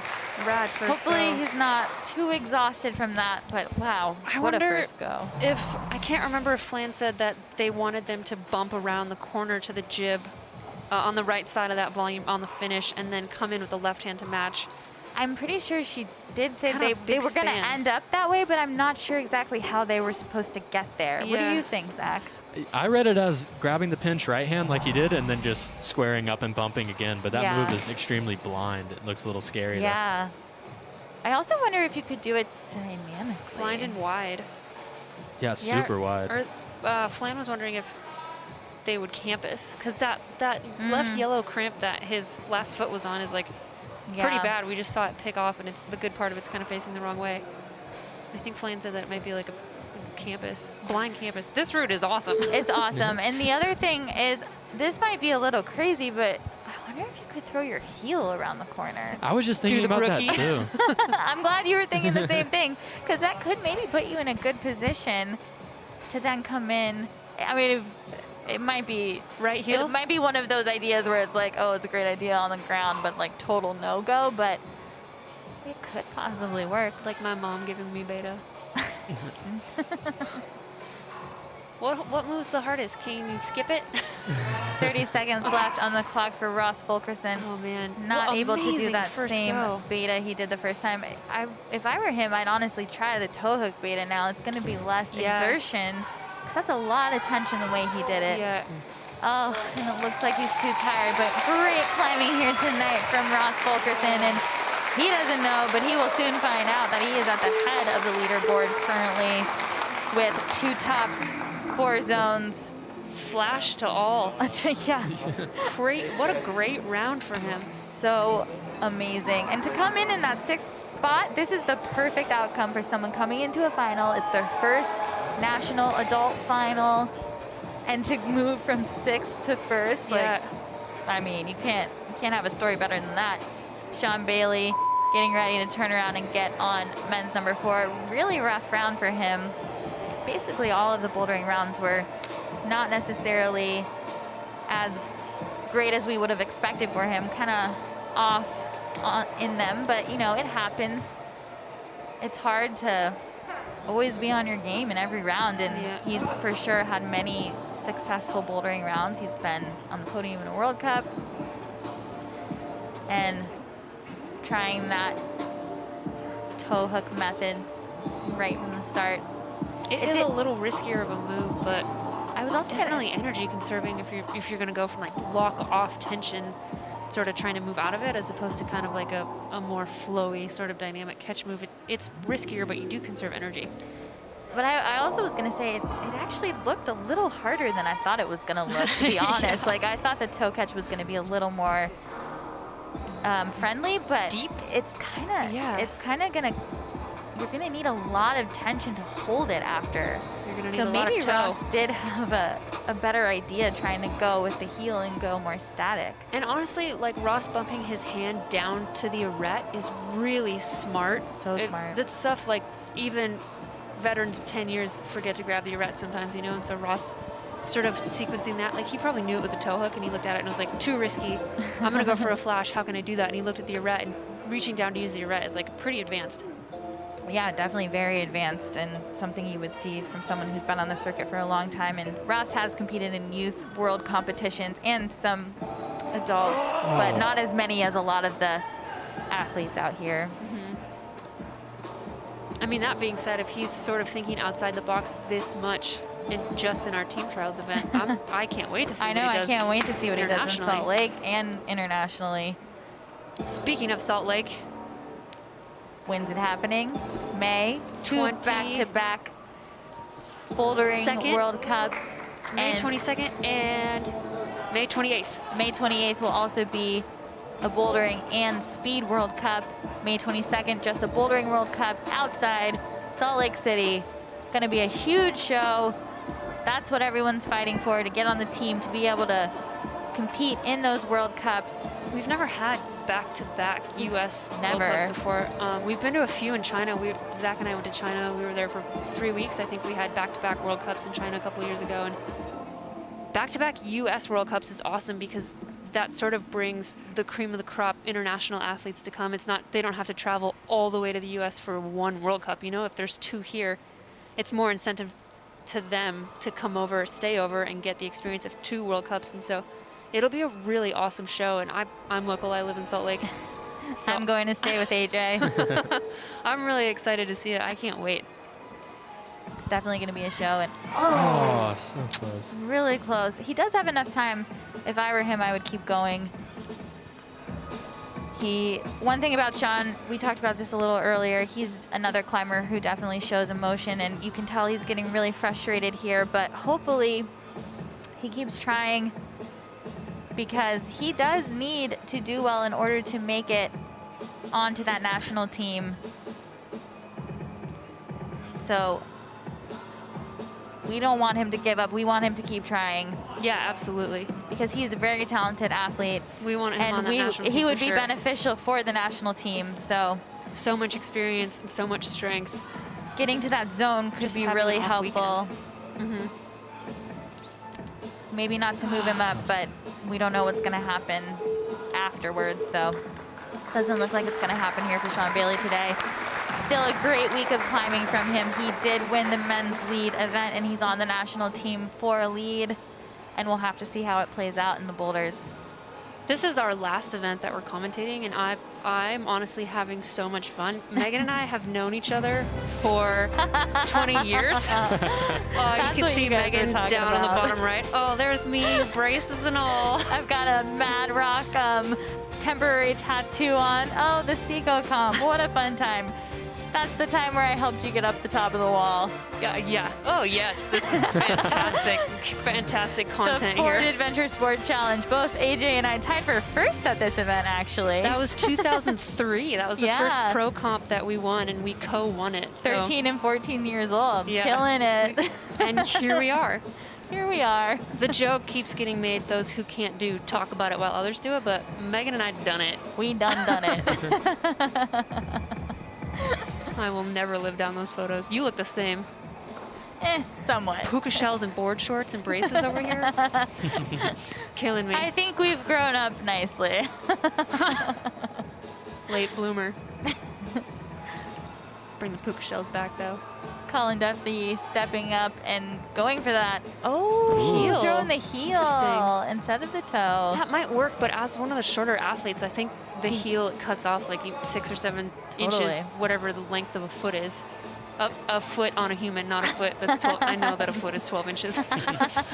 Yeah, if he is able to throw the toe hook, it'll elongate him and give him a better chance of holding that tension later and getting out of the actual toe hook. A little more reach up to that crimp too. I think the heel would hold him back, and he knows that. He just made that adjustment. Wow, I am really surprised. We underestimated this coordination move with the toe hook. I did not expect it to be needing so much tension and for it to be this difficult. Really nicely done. Yeah. Really nicely done. Full extension too. Now you see he barely caught that. He pops his foot up too, and on that other side of the volume is actually that slippery texture. So there is a hold there, so he's going to leave it on that part of the hold. But if he is trying to inch his way up, he has to be really aware that he doesn't land on that slippery texture. Again, struggling with those straps. Colin and Nathaniel, both of our Olympians, actually are tied right now with tops and attempts to top. So Colin has to top to win. He does not know that. We do. We're privy.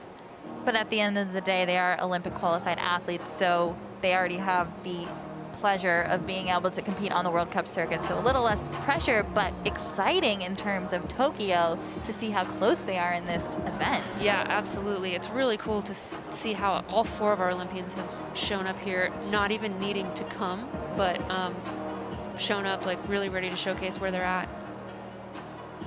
I'd say they're doing a really nice job training. What do you think, Gallo? I think it's impressive they've been able to climb for 5 days straight, because I just climbed for 2 and I'm so wrecked. There's that as well. Yeah. That is...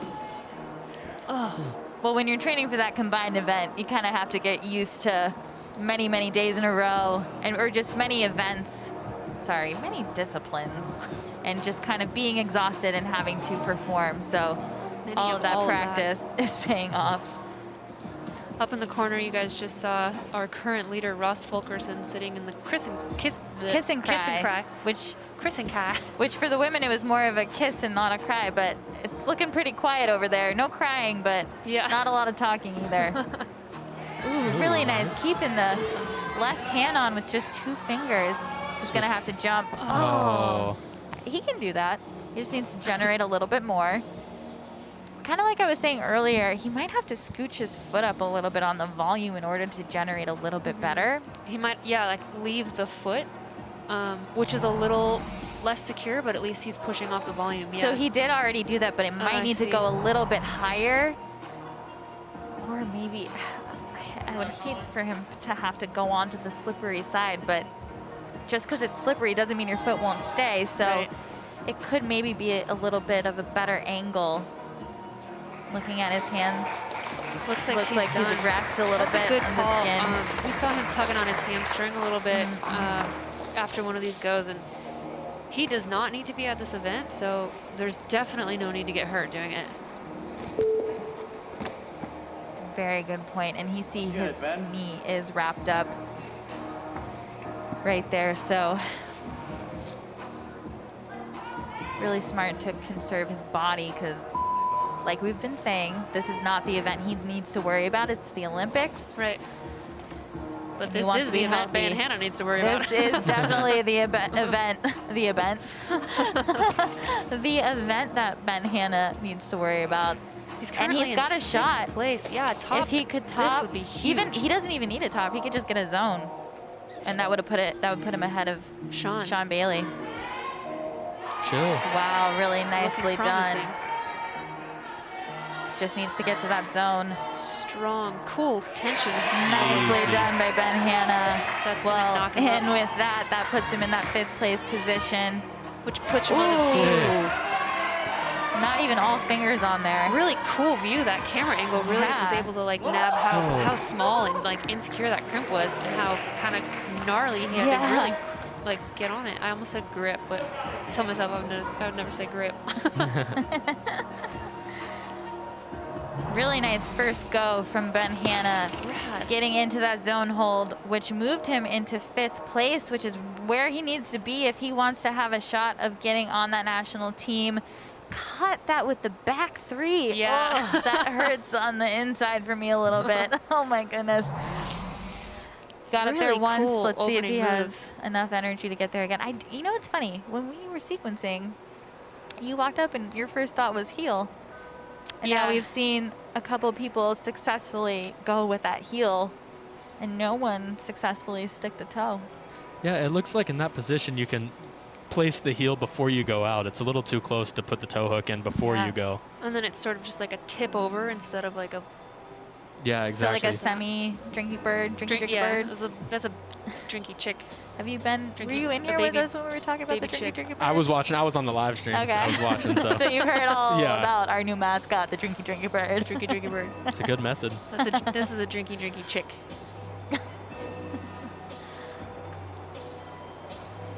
I think it's really smart that Ben is taking the time to let the clock run out a bit. I think he's definitely capable of getting a top here. Yeah, he's strong right now, and he doesn't know it, but he's already on the national team, which I'm really stoked about. I can't wait to see.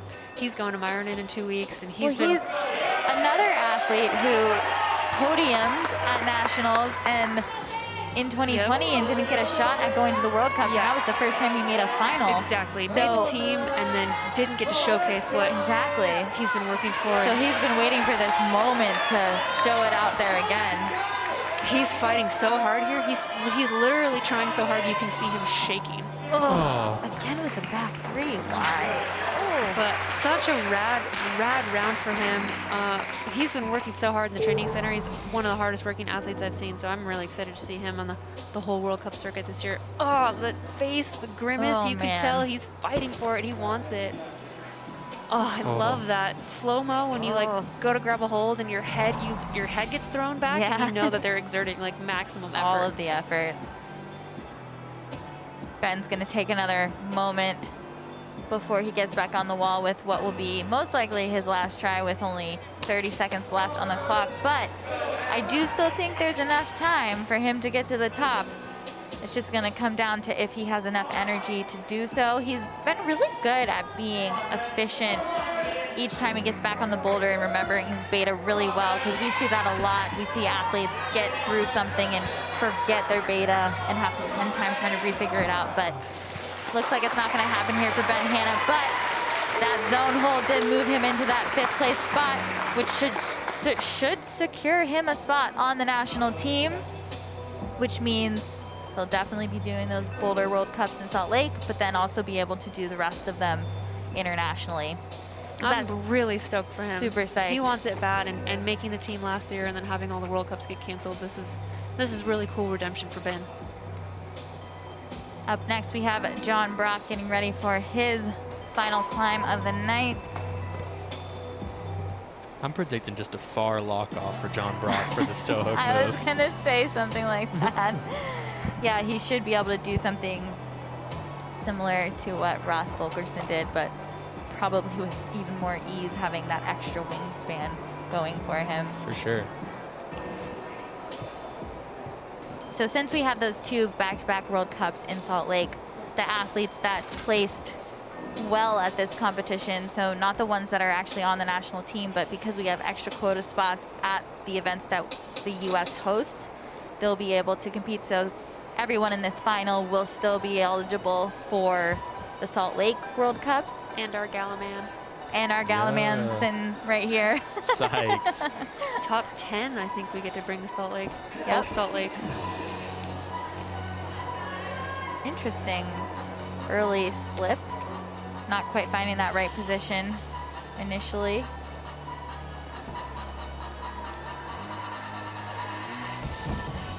He really just I don't think amped he's, up the so he Yeah, doesn't epic see, music. Yeah. he doesn't see that arete that really helped Ross. get into that. And both being taller competitors, I Impulse. wonder if Ross sort of saw that being an Ooh, issue. that was fancy though. Going with the fast method. Throw the heel, quick flip to the toe. Oh. A little too much swing there. Didn't quite get engaged in his bicep enough in order to hold that swing. He was completely in like a dead hanging position. Yeah, also the climbers who made this look easy move their heel to a toe down on the start hold. And I think that's it makes you be able to push your hips over to the right a little bit, make the swing not as gnarly. Yeah. Yeah, propel you up a little more so you can catch that hold with a little bit of bend in your arm, and then all that weight's not just on your fingers. You get to like absorb that momentum with your biceps too.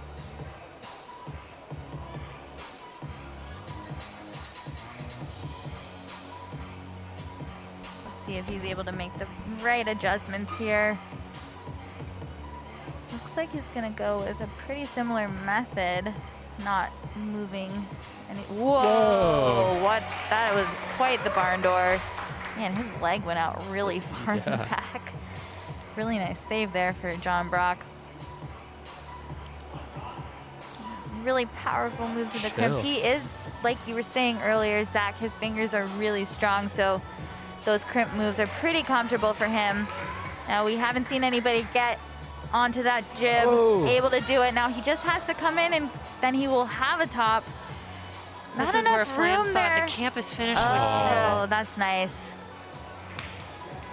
He has plenty of time to get back up there, and it honestly, the most energy he seemed to exert was at the beginning. He was chilling through those crimps, kind of higher up in his skill set than that opening move. So if he can just figure out how to campus in or to make room on that crimp, I mean, maybe you could kind of piano match-esque your fingers off of it and Get a throw heel the on. heel, scoot it up a little bit. I think a left foot on that Gaston crimp too could Yeah. be good to push up into the undercling. I don't know if it would Definitely. stay, but I think it'd push you in the right direction. Yeah, it could be enough to get you there because that hold you're coming into is pretty good as long as you can get over on it enough. Looks like he's gonna have to call it a little too exhausted, but wow, really exciting to see John Brock get that far up on that finish. The farthest we've seen on this boulder. Ross Fulkerson wasn't able to get over to that screw on earlier, so if there's gonna be a top, we have 2 more people to try to get it. Oh, that's not right. 1 more person, Nathaniel Coleman, to try to get it. So, It'd be cool if there were 2 Nathaniels. well, like we said, there might be. He could be time traveling. He's like having So, an out-of-body It's not. experience. It's not 100% confirmed that there aren't 2. Whispering beta in his ear, his own ear.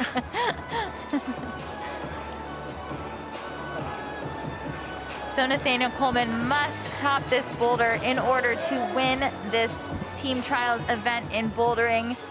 And again, for him, it's just about the win, being on the podium, because he is already qualified for all of the World Cups as he is an Olympic qualified athlete. But that being said, walking away with a win here will set him up even better for his training moving forward. That confidence of competing in this round, and him and Colin being the only 2 athletes in this round that did all 3 disciplines, and then to walk away with a win would have to be confirmation of what he's doing back at the training center. Nice. That was solid with the method. Yeah. Yeah. Floating through this kind of as I assumed he would. I was wondering if anyone was going to use that high foot because it did seem like a better position to go into. There he goes with the left. I thought he was going to maybe just come in really quick, but Really good going on his for the feet. bump. Ooh, high heel, high heel. Yeah, maybe. Little look over Oh. That move being so blind at the end of the boulder is so evil. Yeah. For a second, I thought he might just try to keep his foot on and come in left hand to the pinch and not even worry about that screw on. Yeah, he looked really strong on it, and I think that definitely is possible for him. Really smooth through this bottom section. Wasn't able to figure out how to get to the right spot of that screw on. I mean, sick camera angle. This is, Yeah. it's really cool being able to see like the moves and the holds from above like that. We get to see like how bad the screw on is on top of the finish volume and how steep the wall is and sort of how hard they're bearing down on that left-hand blue crimp too. Cool. Ross Fulkerson thinking about the fact that if Nathaniel tops, then he loses that first place position. Although luckily for him, he wouldn't lose his spot on the national team, but winning any big national competition is always everyone's goal. And for this to be the first final, bouldering final in an adult circuit competition that Ross has been in, he's gonna be wanting to walk away with that gold medal on the podium. So Absolutely. his fingers are sweating as he's watching Nathaniel. That's what's happening right now. He kind of dominated the round too. He really did. Yeah, first go, best go on everything. It's crazy. That's what you want. That's what you train for. Nathaniel styling through this section. Not choosing that high foot that time for that cross move. He's so this strong is right now. the nice It's setup. insane. Now he just needs to figure out how to match. Sick. And he's gonna do it. A top for Nathaniel Coleman. And with that, he secures his position in first place and winning the national team trials in bouldering. Wow.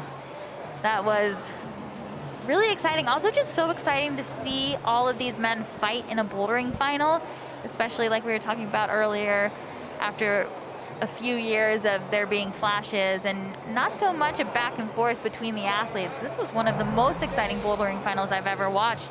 That back step on that crimp being the right method in order for him to bump out to the screw on and easily jumping into the pinch hold to walk away with a top. Tucked in on that finish yeah. too. Like all biceps. He, jumped and didn't let himself extend his arms at all because that would have pulled him right off, but sort of curling up into a ball to really absorb that momentum. Well, that was an awesome men's final round, and thank you so much, Zach. It was a joy to have you in the booth with us. Thanks for all of your insight, and best of luck healing up even more to be prepped for the Bouldering World Cups.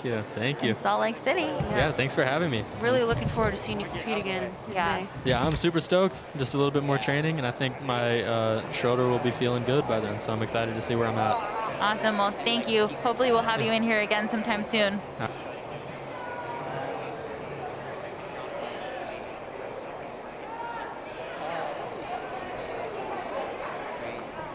Stick around, everyone. Go ahead. And we're setting up for the interview. Megan will interview Nathaniel, your champion. And then after the interview, we're going to pop over to awards, see your podium, and then get a first look at the men's national team. Here are the final standings of the evening. A really close race here between Nathaniel and Ross, kind of going back and forth. Ross having a great round, super dominant. Flashes on all his attempts, as Zach said, first go, best go, and then Nathaniel coming in and finishing the last round, last climb here perfectly, and that's kind of what you want to see in one of these rounds. 3 boulders got done. All the boulders got done, actually. So it was really cool to see the difference in who did what boulder, and the scores broke down almost perfectly. If I was a route setter, I would be stoked. Kind of a heartbreaker finish for Ross, only in terms of winning versus getting second. He had a hand on the finish of both the second and the fourth boulder, but you need 2 hands on the finish, and so for him, he almost had the perfect round, flashing all 4 boulders, but really close call for him not getting his second hand on the finish there, and then Nathaniel came in and swooped it up. But Ross will be representing the U.S. team on the national team here. Nathaniel is already qualified. He's one of our Olympians, and so Ross, even though he got second place by just barely, he has to be really stoked on his performance here. Really confidence inspiring. Whatever he's doing and however he's training is working, and it's been really cool to see. I've known Ross since he was a young kid, and it's been really cool to see him grow up. He's a really cool guy, and really stoked for him here, along with the rest of our U.S. team athletes. That'll be Ben Hanna and John Brock, who will join our Olympians on the team here. So let's take a look at our YETI move of the day. This is gonna be, woo, one of my favorite moves of the whole comp. Boulder number 2, Nathaniel reaching out to do the press, and his foot unexpectedly slipped. And the strength that it took to sort of stop his momentum from coming out like that, that's all like left hand, left fingers, and then that right shoulder and the palm press. Really, really impressive holding that scorpion swing there. And we saw a lot of scorpions this weekend and a lot of scorpions today, but that was by far the baddest scorpion.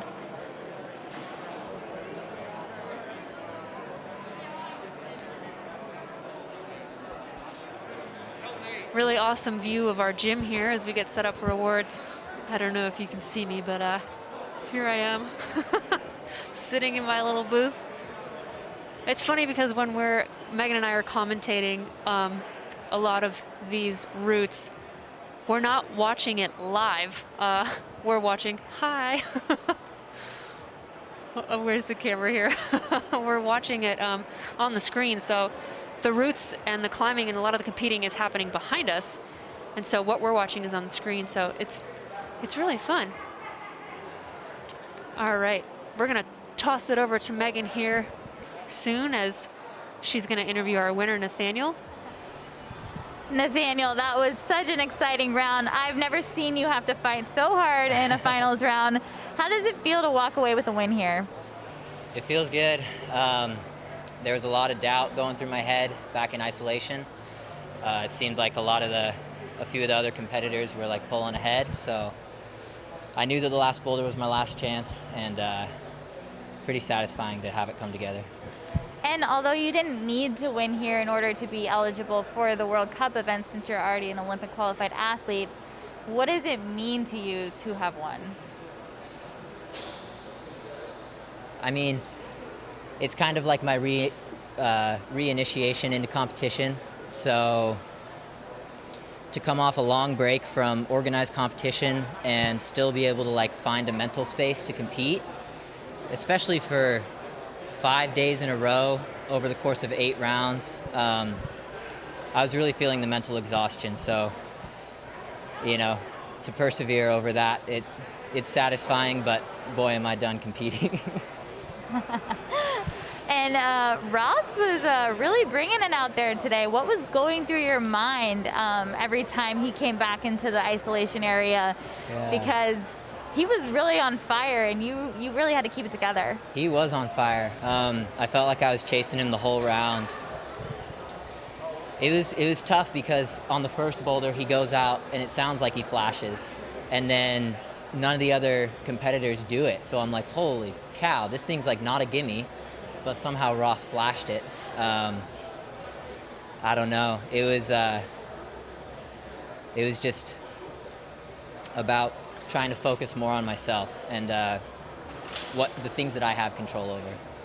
Which is obviously really good practice for you going into Tokyo, right? It's a good trainer for you. And I was just thinking about men's number 2. You had a save on your first attempt with your shoulder. First of all, your reaction time, amazing, but kind of a precarious situation for your shoulders. What was that? It's kind of a precarious situation for your shoulders there. That's a lot of stress, and you were able to... Yeah, and when I was in that position, I recognized that, and you know, maybe with a louder crowd, I could have tried a little harder, but as it was, I thought this isn't worth blowing my shoulder out, so I'm gonna err on the side of caution. A really nice correction, but it was a pretty awesome move anyway. We were all really, in the booth, we were like, whoa, we were so excited. Well, thank you so much for taking the time to do an interview. We're so excited for you, and Thanks. We can't wait to see what else you do in Tokyo.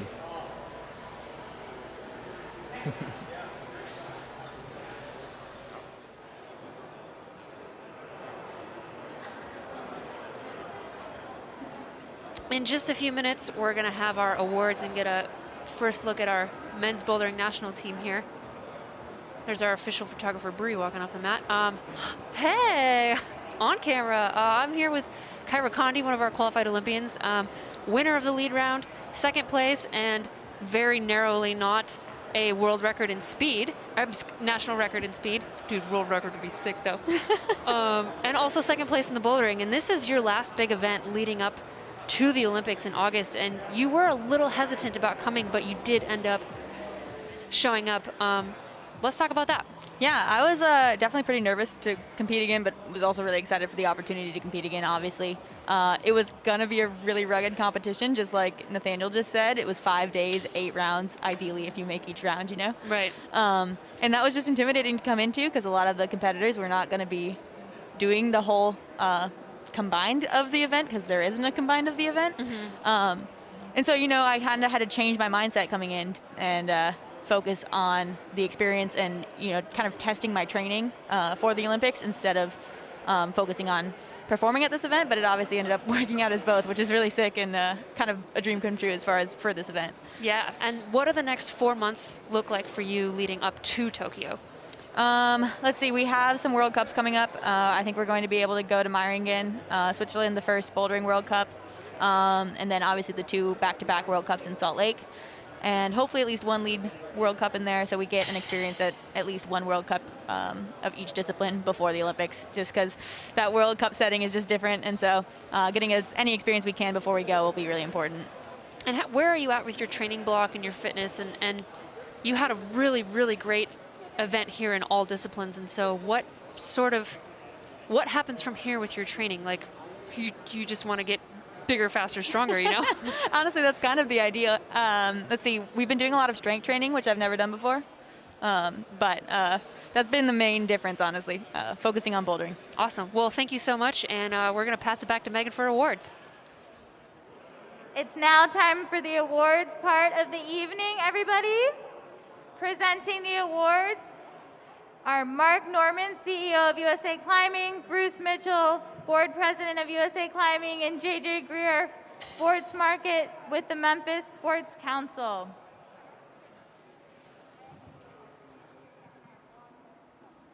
Winning the bronze medal and already having a spot as a qualified Olympic athlete on the U.S. team, Colin Duffy.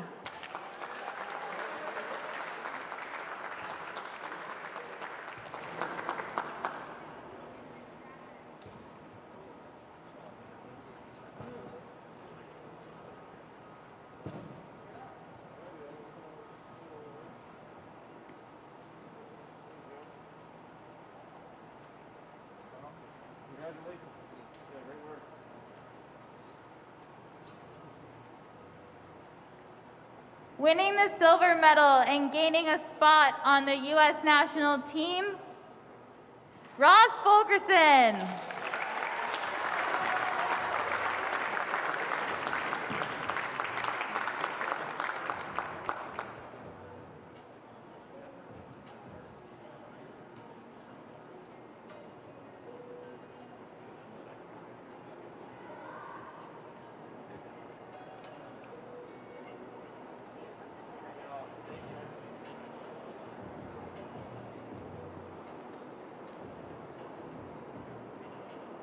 And winning the gold medal and the 2021 National Team Trials in Bouldering and already being on the U.S. team as an Olympic qualified athlete, Nathaniel Coleman.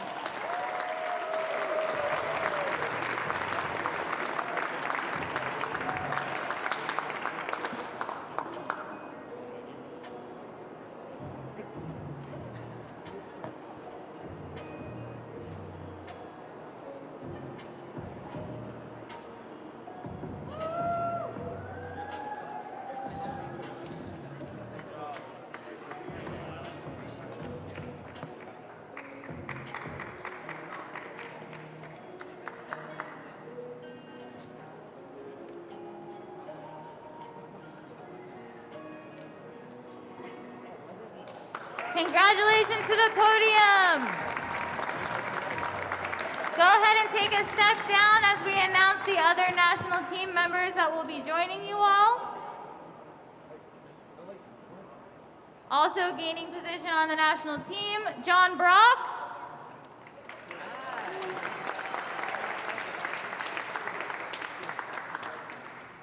and Ben Hanna.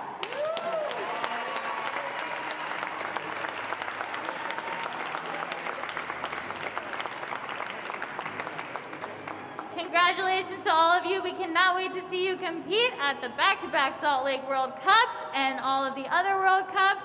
Thanks everyone for joining us. We'll be back again soon. We're back in competition.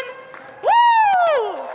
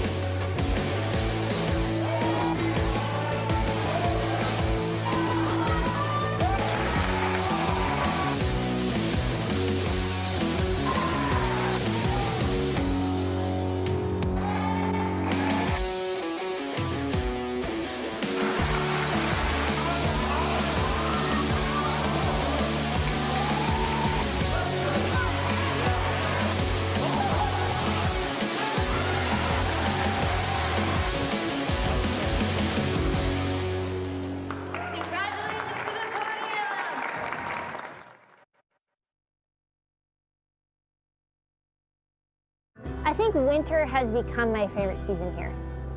That's when you get those dramatic views, brings out all the colors and the gray pops, and I feel like it's kind of like Mecca or the center of the universe. It's not a fluffy place to come. It's not a feel good, boost your ego. It's just like you get a beating. Yeah, if I could only climb in one place for the rest of my life, it would be Yosemite.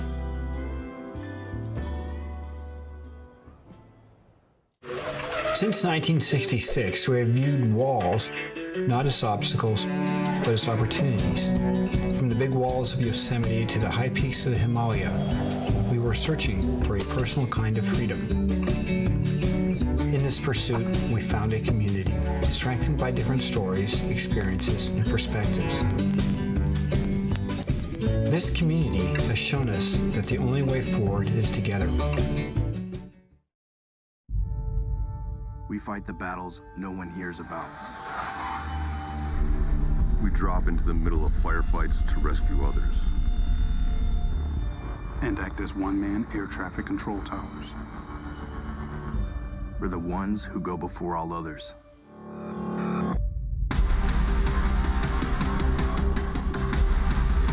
Join the fight.